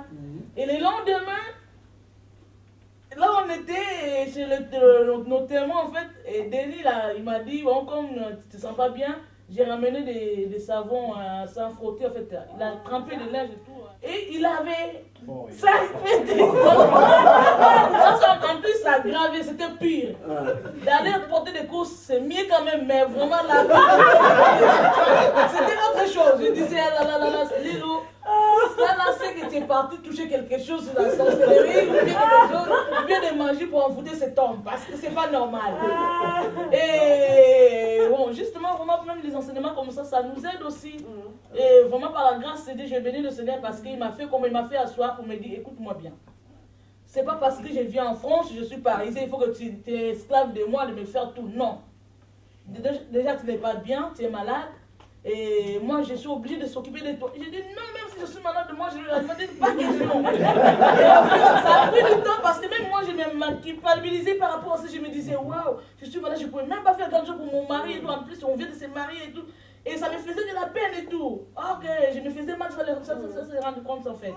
Et par la grâce de Dieu, en arrivant ici et tout, justement avec vous aussi, on a pris beaucoup de choses aussi. Ça m'a aidé, ça s'en sortait malgré il me disait des choses, mais je ne voulais pas quoi aussi. Hein. Je voulais même en coulisses. Chaque fois que j'ai l'appelé au travail, tu sors à quelle heure? Je me dépêchais pour préparer, et préparer la table. C'est comme ça qu'on nous a pris en fait. Dès que ton mari sort au travail, il faut que la table soit prête, tu le sers et tout. Et chaque fois que je le faisais servir, ça passait pas du tout. Et je lui disais, mais il y a un problème, forcément, vraiment, il y a un problème. Un jour, je lui ai dit, mais laisse-moi quand même t'occuper de tout. Il m'a dit, mais parce qu'on va comme ça. Si je ne peux pas, tu peux faire, mais là, au moment, c'est vice-versa. Donc, on peut s'aider. Il n'y a pas forcément que toi, tu fasses. Donc, par la grâce de Dieu, aujourd'hui, j'ai compris, en tout cas, vraiment, donc, j'ai venu le Seigneur, quoi. Maintenant, c'est plus lui qui s'occupe de moi, maintenant que, voilà. Mais sinon, j'avais du mal à accepter ça. Hein. Même si j'étais malade pour moi, en tout cas, je suis obligée, parce que c'est lui l'homme. C'est donc lui, il peut s'asseoir, rien faire, donc moi je fais tout, donc c'est sa soumission. Ok, non. Ça, c'est une vision de l'homme par le monde. Voilà, par le monde. Ouais. On est avec le Seigneur, donc c'est pas ça. Avec le Seigneur, c'est pas ça. Avec le Seigneur, c'est la réciprocité. Tout à fait. Parce que tu es une aide pour lui. Donc, une aide, voilà, c'est-à-dire que si tu es malade, la réciprocité fait que toi, tu es malade, tu ne peux pas t'en occuper, tu ne peux pas faire ce que tu as à faire, ton mari, il est là, il prend la relève. Que ce soit avec les enfants ou pour les courses ou pour tout ce qui concerne la maison. C'est ça la réciprocité. Amen. Donc ton mari, et tes désirs se porteront vers ton mari, mais il dominera sur toi. Amen. Alors mari, en hébreu, j'ai trouvé, ça voulait dire ish en fait. I-S-H. Et se marier en hébreu, ça veut dire mais qui déchète. Je ne vais pas écrire parce que je ne sais pas comment écrire.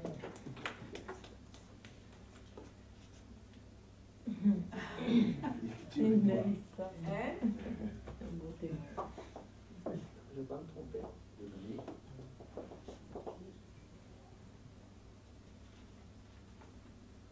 Voilà.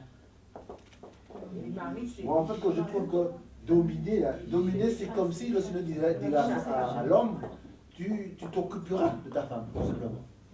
Hein? Dominer, parce que Dieu a donné à l'homme de gouverner, hein? Si bien l'homme à la femme. Au commencement, justement, l'homme et la femme pouvaient dominer. Vous dominerez sur les poissons, vous dominerez sur les oiseaux, et les oiseaux du ciel et tout. L'homme, la femme était appelée à dominer aussi. Elle domine d'ailleurs. Mais comme il y a eu des incompréhensions avec monsieur Adam et Madame Ève, donc Dieu a remis les choses en place. Ce que je comprends en fait, qu'ils étaient appelés à dominer sur les animaux. Tous les deux. Et elle a dominé sur son mari. Voilà. En gros, c'est comme si en fait son mari, elle avait considéré comme si c'était un animal. Voilà. Donc c'est normal que le Seigneur en fait repositionne les choses sur le plan humain. Il a remis les choses dans l'ordre. Parce que, oui, vas-y. C'est pour ça qu'il a dit à la femme, toi tu seras soumise à ton mari, et lui dominera sur toi. Parce que quand l'ordre est renversé, Satan il rentre. Et c'est comme ça que Satan est rentré et qu'il a séduit Ève. Parce que Ève, il avait déjà décidé de ne pas écouter ce que son mari lui avait dit, de ne pas obéir. Donc comme l'ordre était renversé, parce que c'est elle qui était allée répondre à serpent, et ben c'est comme ça que le péché est rentré. Quand l'ordre est renversé, ben, ça laisse la place à Satan. L'homme a l'autorité, une autorité comment dirais-je, d'office dans sa maison. Hein. C'est le Seigneur qui a voulu. Non. Par exemple, j'ai un exemple assez courant. Par exemple, une femme, je ne veux pas dire chrétien, mais les chrétiens font tellement de choses maintenant. Pas chrétien. Une femme, par exemple, qui fait par exemple du racolage pour gagner pour ses fins de mois. Et il arrive que une partie de police vienne la surprendre dans son truc. Le mari n'est pas au courant. Vous savez que le mari, il est condamné d'office. Pourquoi? Dans la loi française, le mari est censé savoir ce que sa femme fait. Là, c'est sûr qu'il ne sait pas. Mais n'empêche qu'il est en prison. Alors là, il va être considéré comme une proxénète. Vous voyez comment l'homme a des autorités à ne pas dominer. Là, c'est pas facile, attention. Hein. Il y a quand on dit ça, qu'il domine, on voit des hommes qui se montent les épaules là. C'est un travail, attention. Oui, Denis. C'est pour ça qu'on dit que l'homme animal, pour celui qui ne connaît pas Christ, puisque l'homme ne devait pas dominer sur l'homme. Et c'est ce qu'on voit maintenant. Parce que Sarah, on n'a jamais dit dans la Bible qu'elle dominait comme ça son mari, c'est qu'elle a dit, bon, ben, comme je ne fais pas d'enfant, va avec ma servante. Mais après, la même Sarah a dit, comme la femme la regardait avec mépris, alors là, c'est à ce moment-là qu'elle a parlé à son mari. Et Dieu même lui a dit, eh bien, écoute ta femme, parce que c'est toi-même qui l'as écouté pour aller faire l'enfant. Et là, Dieu, mais lors des revenus, on a pu lui montrer que c'est plus écrit que Sarah a continué à parler avec son mari. Même Dieu, il y a Abraham, écoute ta femme. Tu vois, oui, puisque c'est lui qui a écouté, bon, ça se fait plus maintenant. Voilà, j'ai écrit des petites choses au tableau. Donc, qu'est-ce que j'ai dit? Marie, c'est Ish. Mariage, les Kidéchet. Et donc ça veut dire quoi, vous savez? Nik, Nas, Ba. Enfanté? Non. Non. Un homme et une femme. Non, un homme et une femme, qu'est-ce qui se passe? Rapport. Hein? Couple. Rapport. L'union physique. L'union physique. Ça se dit Niknas Ba. Et littéralement, ça veut dire pénétrer en elle.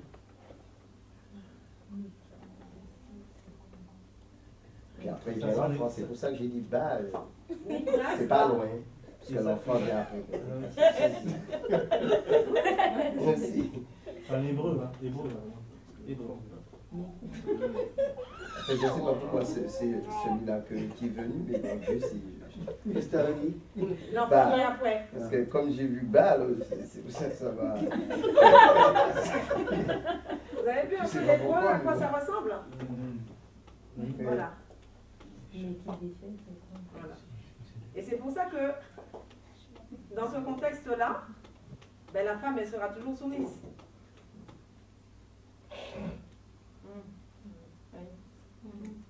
Et on est là pour parler. Hein. Je sais pas si... Effectivement, vu comme ça, oui. Ouais. Qu'elle le veuille ou pas, oui, c'est comme ça. C'est relation sexuelle. Union physique. Voilà. Et ça ne veut pas dire la soumission dans le sens, comme expliquait notre soeur tout à l'heure, qu'elle voulait faire et tout, même malade, elle voulait tout faire, tout ça. Tout ça. C'est pour ça que la Bible dit que la femme respecte son mari. Comme Sarah appelait son mari mon Seigneur et qui respectait son mari. Et oui. Juste pour la parole, c'est que, après, pendant que tu parlais là, je me suis rappelé, mais quand je suis parti à Kim, on était avec des frères et des sœurs, et j'avais fait une prière à Dieu avant de partir. Je vais partir dans un pays étranger, mais pas un pays français, pour être dans la joie avec les frères et les sœurs. Parce que comme j'étais en pleine épreuve, et justement, elle était parmi les sœurs. Et quelquefois, je lui disais, ma sœur, mais je ne sais pas que ce qu'elle avait reçu, je ne savais pas qu'elle avait reçu que j'étais son mari. Et bien comme ça, je disais, excuse-moi ma soeur, tu peux repasser pour moi, s'il te plaît? En fait, quand je la faisais repasser, et je ne sais même pas pourquoi je faisais ça. Et après, je l'envoyais chercher de l'eau, une fois. On ne voyait pas le chien Hakim. Elle revient, je l'entends pleurer, un chien l'a mordu. Et là, je disais, ah, c'est ma faute, ah, la soeur. En plus, j'étais dans la joie de voir des frères et des soeurs que je ne connais pas. Je lui dis, viens ma soeur, j'ai fait une photo pour toi. Elle me dit, attends, parce qu'elle ne voulait pas. Elle part, elle est tombée. Elle avait une grosse morsure de la tête. Et quand Dieu a permis justement qu'elle est tombée malade, eh bien, c'était le contraire, c'est moi qui faisais tout.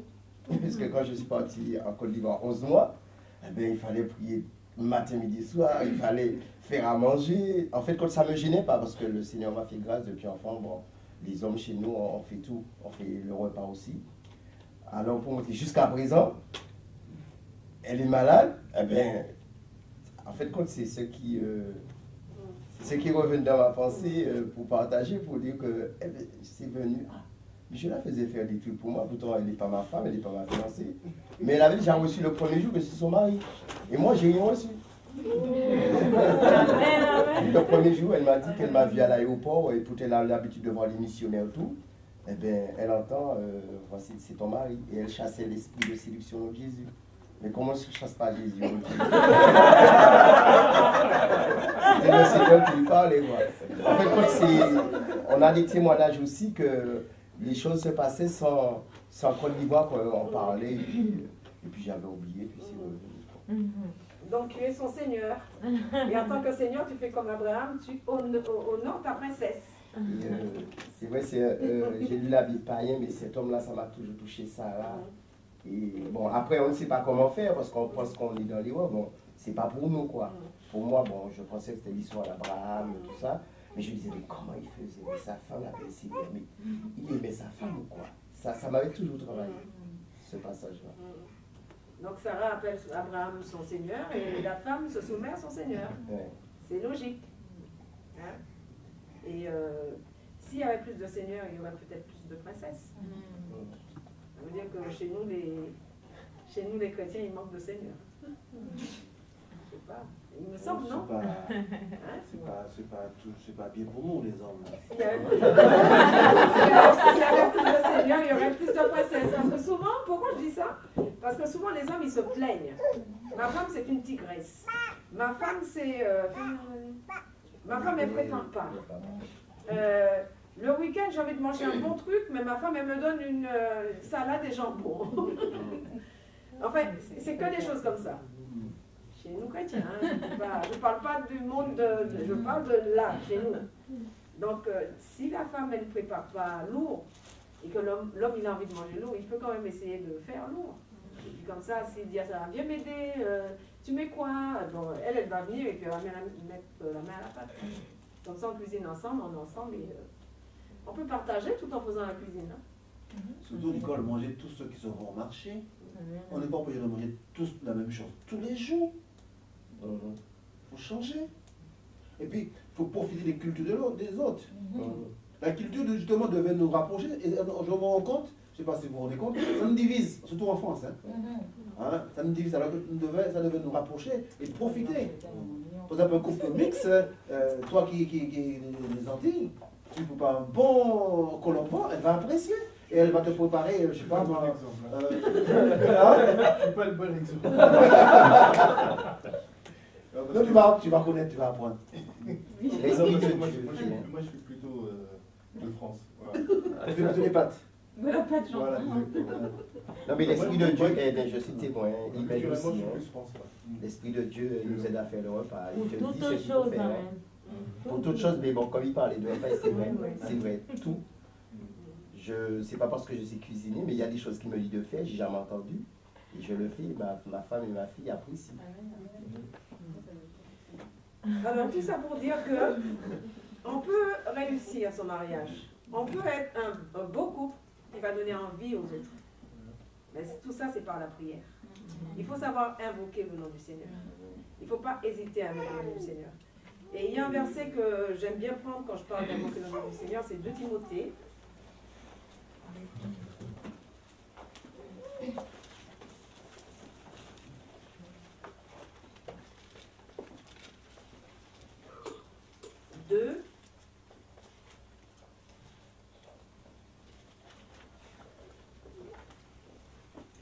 partir du verset 22. 2 Timothée 2, à partir du verset 22 à 24. Pourquoi ces deux versets? Parce que souvent, ce sont ces choses-là qui font que on va perdre pied dans le mariage. On va trouver, on va se friter, pour parler couramment, en langage courant, avec son conjoint.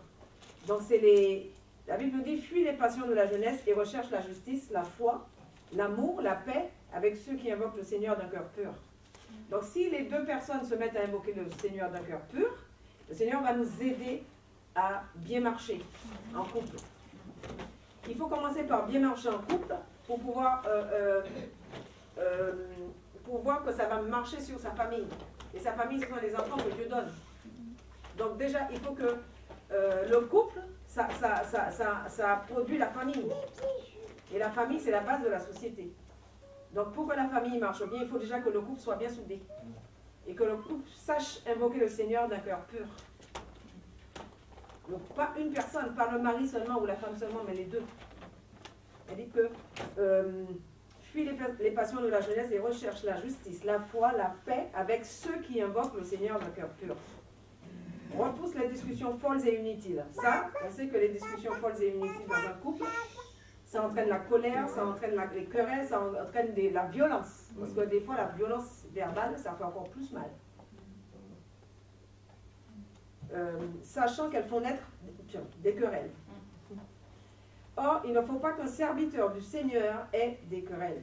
Il doit au contraire être affable pour tous, donc pour sa femme ou pour son mari, propre à enseigner, doué de patience.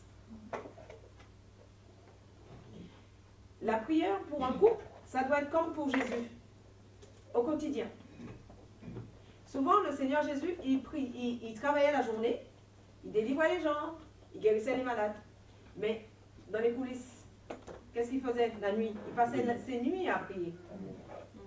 Les disciples ont tellement vu passer du temps dans la prière qu'un jour, il leur a dit, mais apprends-nous à prier. C'est comme si, quand il priait comme ça dans la nuit, son père le remplissait, lui donnait tout ce qu'il fallait, toute la provision, pour que le lendemain, il puisse aller prier pour les nécessiteux. Guérir les malades, les délivrer. Il y en avait qui avaient des légions de démons. Et Jésus faisait des choses merveilleuses. Et ça, il puisait sa force dans la prière. Et le couple doit pouvoir puiser sa force dans la prière. C'est très important. Parce que quand on ne prie pas, Satan, il vient et puis il s'établit. Alors que quand le couple prie, eh ben, Dieu fait sa demeure chez le couple. Quand les gens rentrent, ils disent, waouh, il y a la paix ici. Parce que le couple a su trouver sa place avec Dieu. La parole nous dit de demeurer en lui afin que lui demeure en nous. Parce que sans lui, nous ne pouvons rien faire. Si nous voulons porter du fruit dans le couple, il faut que nous puissions apprendre à prier au quotidien. C'est très très important pour le couple.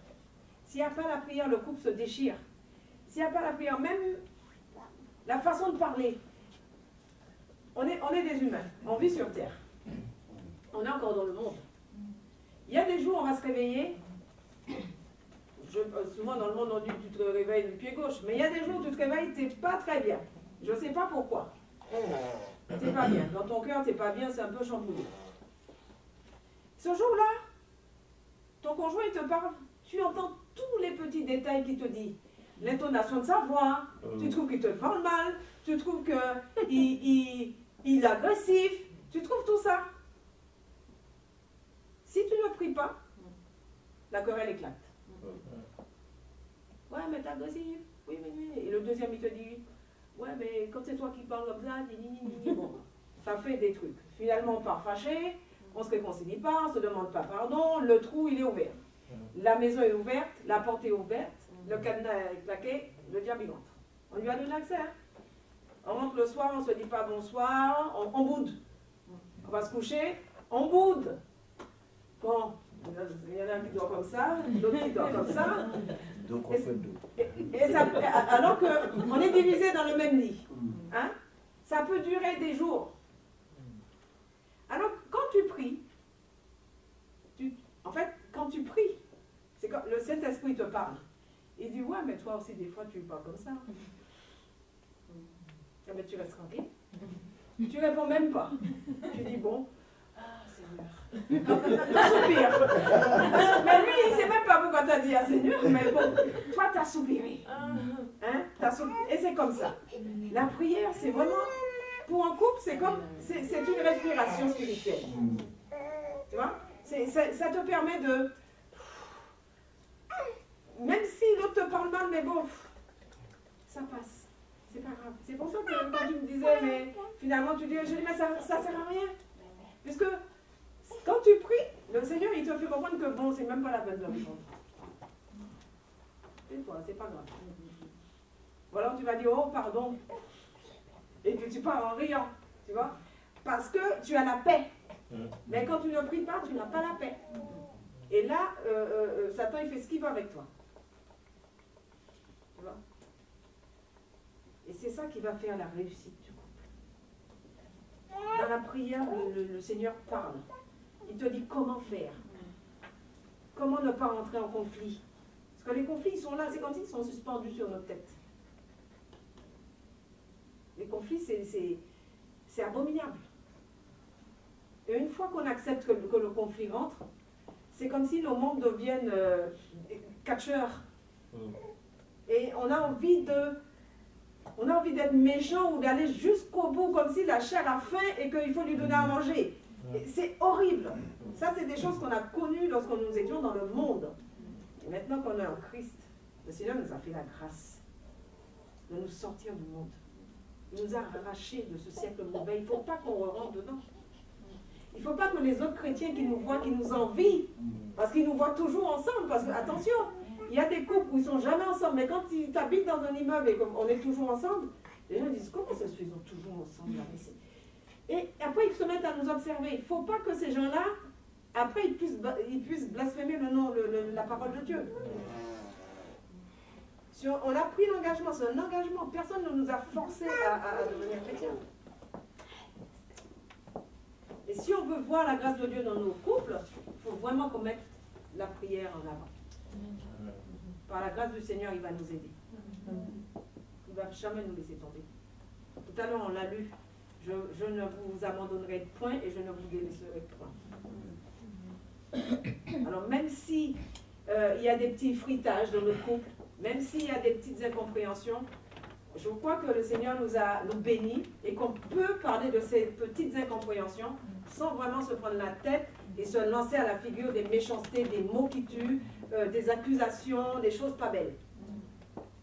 Il faut que de notre bouche sorte la douceur parce que nous avons les enfants qui nous regardent. C'est nous qui, même les enfants sont grands, mais ils voient quand même ils voient le changement. Il faut que les enfants voient le changement dans le couple. Même si avant, quand on vivait comme on voulait parce qu'on n'avait pas Christ, donc les enfants nous entendaient nous quereller et tout. Maintenant que nous avons changé, ils doivent sentir ce changement. Ils doivent voir que cet amour, il est palpable. Parce que c'est Christ qui nous donne cet amour.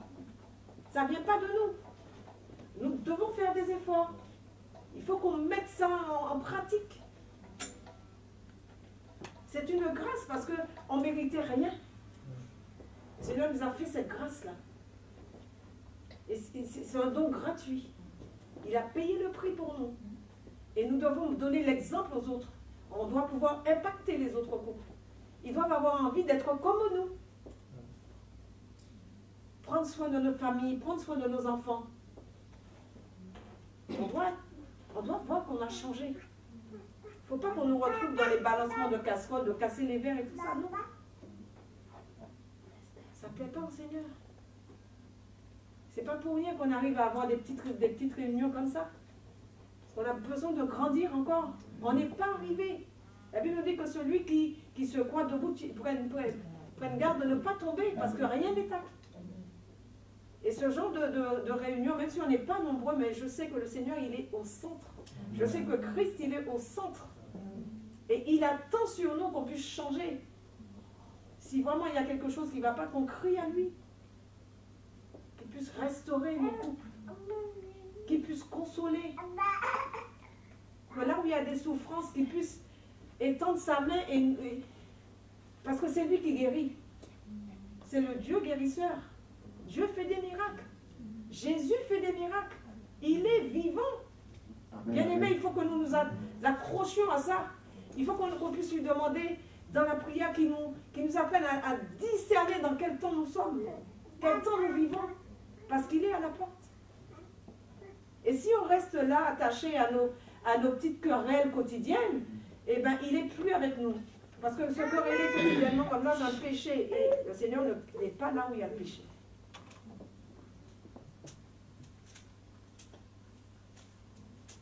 Est-ce qu'on peut crier à...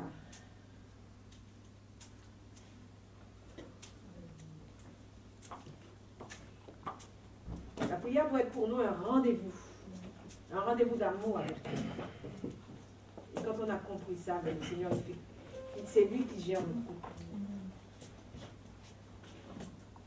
C'est pas difficile, parce qu'il a dit que si on l'aime, on marche comme il a marché. Si on obéit, eh bien, on marche comme il a marché. C'est ça qui est important. On n'est pas tout seul. Il ne nous a pas laissé orphelins. Amen.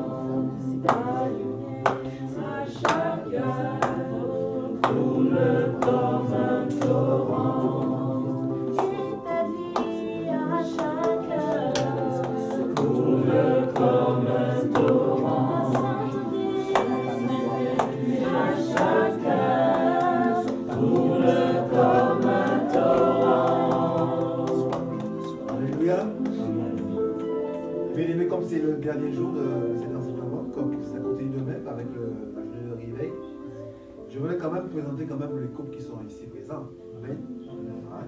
Et surtout, je voulais vous présenter aussi le couple Bernard et Arlene, qui viennent de très loin, puisqu'ils viennent de Pau, juste pour cette séance de didasco.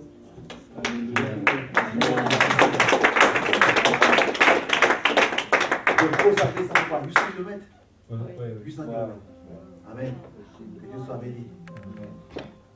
Je ne sais pas si vous serez la prochaine séance, la prochaine session. Mais en tout cas, je prie Dieu que vous retournez là-bas à Pau. On ne fait pas encore parti, hein, mais bien rempli de la parole du Seigneur. Hein, et que Dieu vous bénisse encore abondamment. Amen. Nous avons les Loïs de vie que nous connaissons. Nous avons David et Martine, qui ne sont pas mariés, mais qui va se faire tout de suite. Parce que logiquement, on devait avoir les fiancés aussi. C'est très important. Hein, parce que dans 2 jours. Dans 2 mois. Alors, nous bénissons le Seigneur parce que nous l'avons vraiment tiré de très loin. Ça fait 9 mois que nous sommes convertis. 9 mois et en 9 mois, on a eu la vie, quoi. Parce que quand je regarde, j'avais jamais imaginé que j'allais même parler du Seigneur. On m'a parlé de lui, j'ai chassé les gens, je leur ai raccroché au nez. Mais quand son amour nous a touchés, on n'avait plus le choix.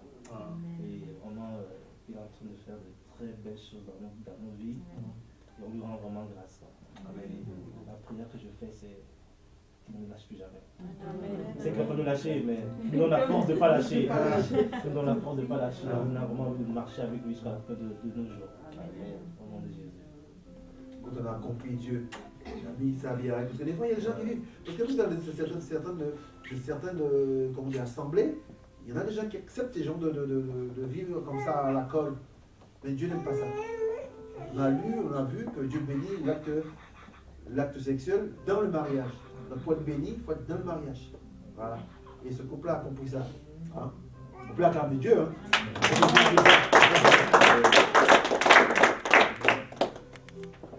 Amen. Nous avons Antonio et Grace, ici présents. On se connaît. Enfin, voilà, on connaît vos progénitures. Dieu monte, Dieu rassemble. Hein? Dieu rassemble. On peut acclamer le Seigneur.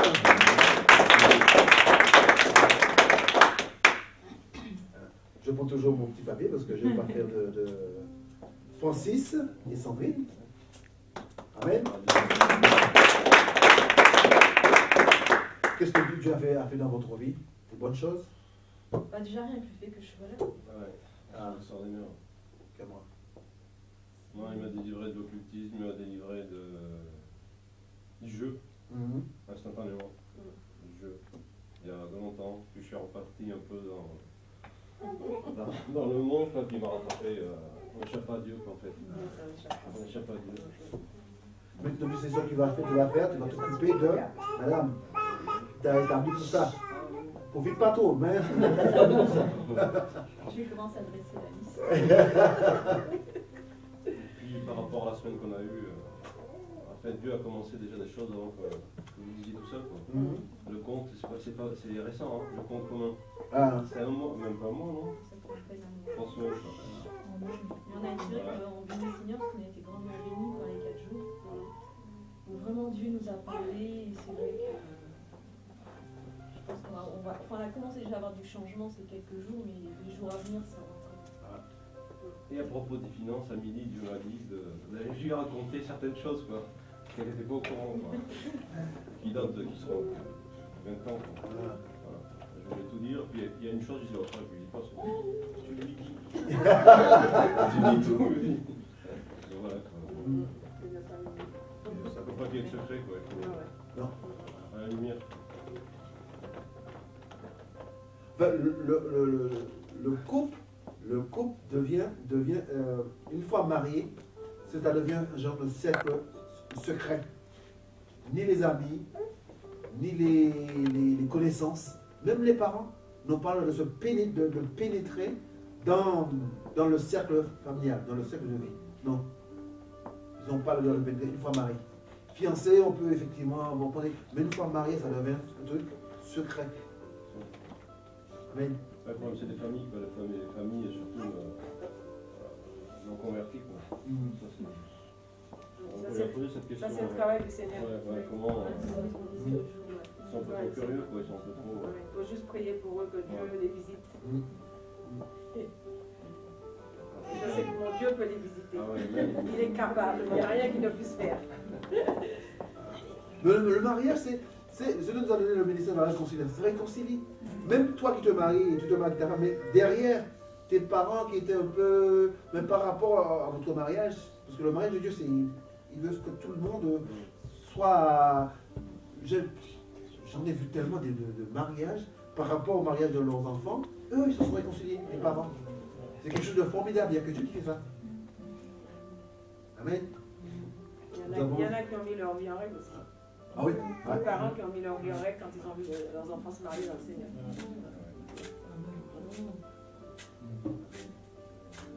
Nous avons Charles et Jacqueline qui ne ratent pas une session d'éducation.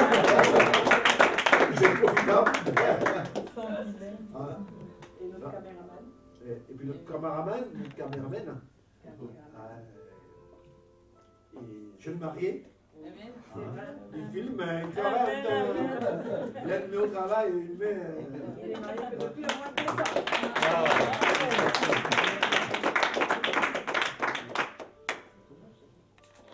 Il met au travail, il met au combat. Voilà. Le combat, c'est la prière. Voilà. Nous avons fini cette séance. Nous allons louer le Seigneur. Voilà.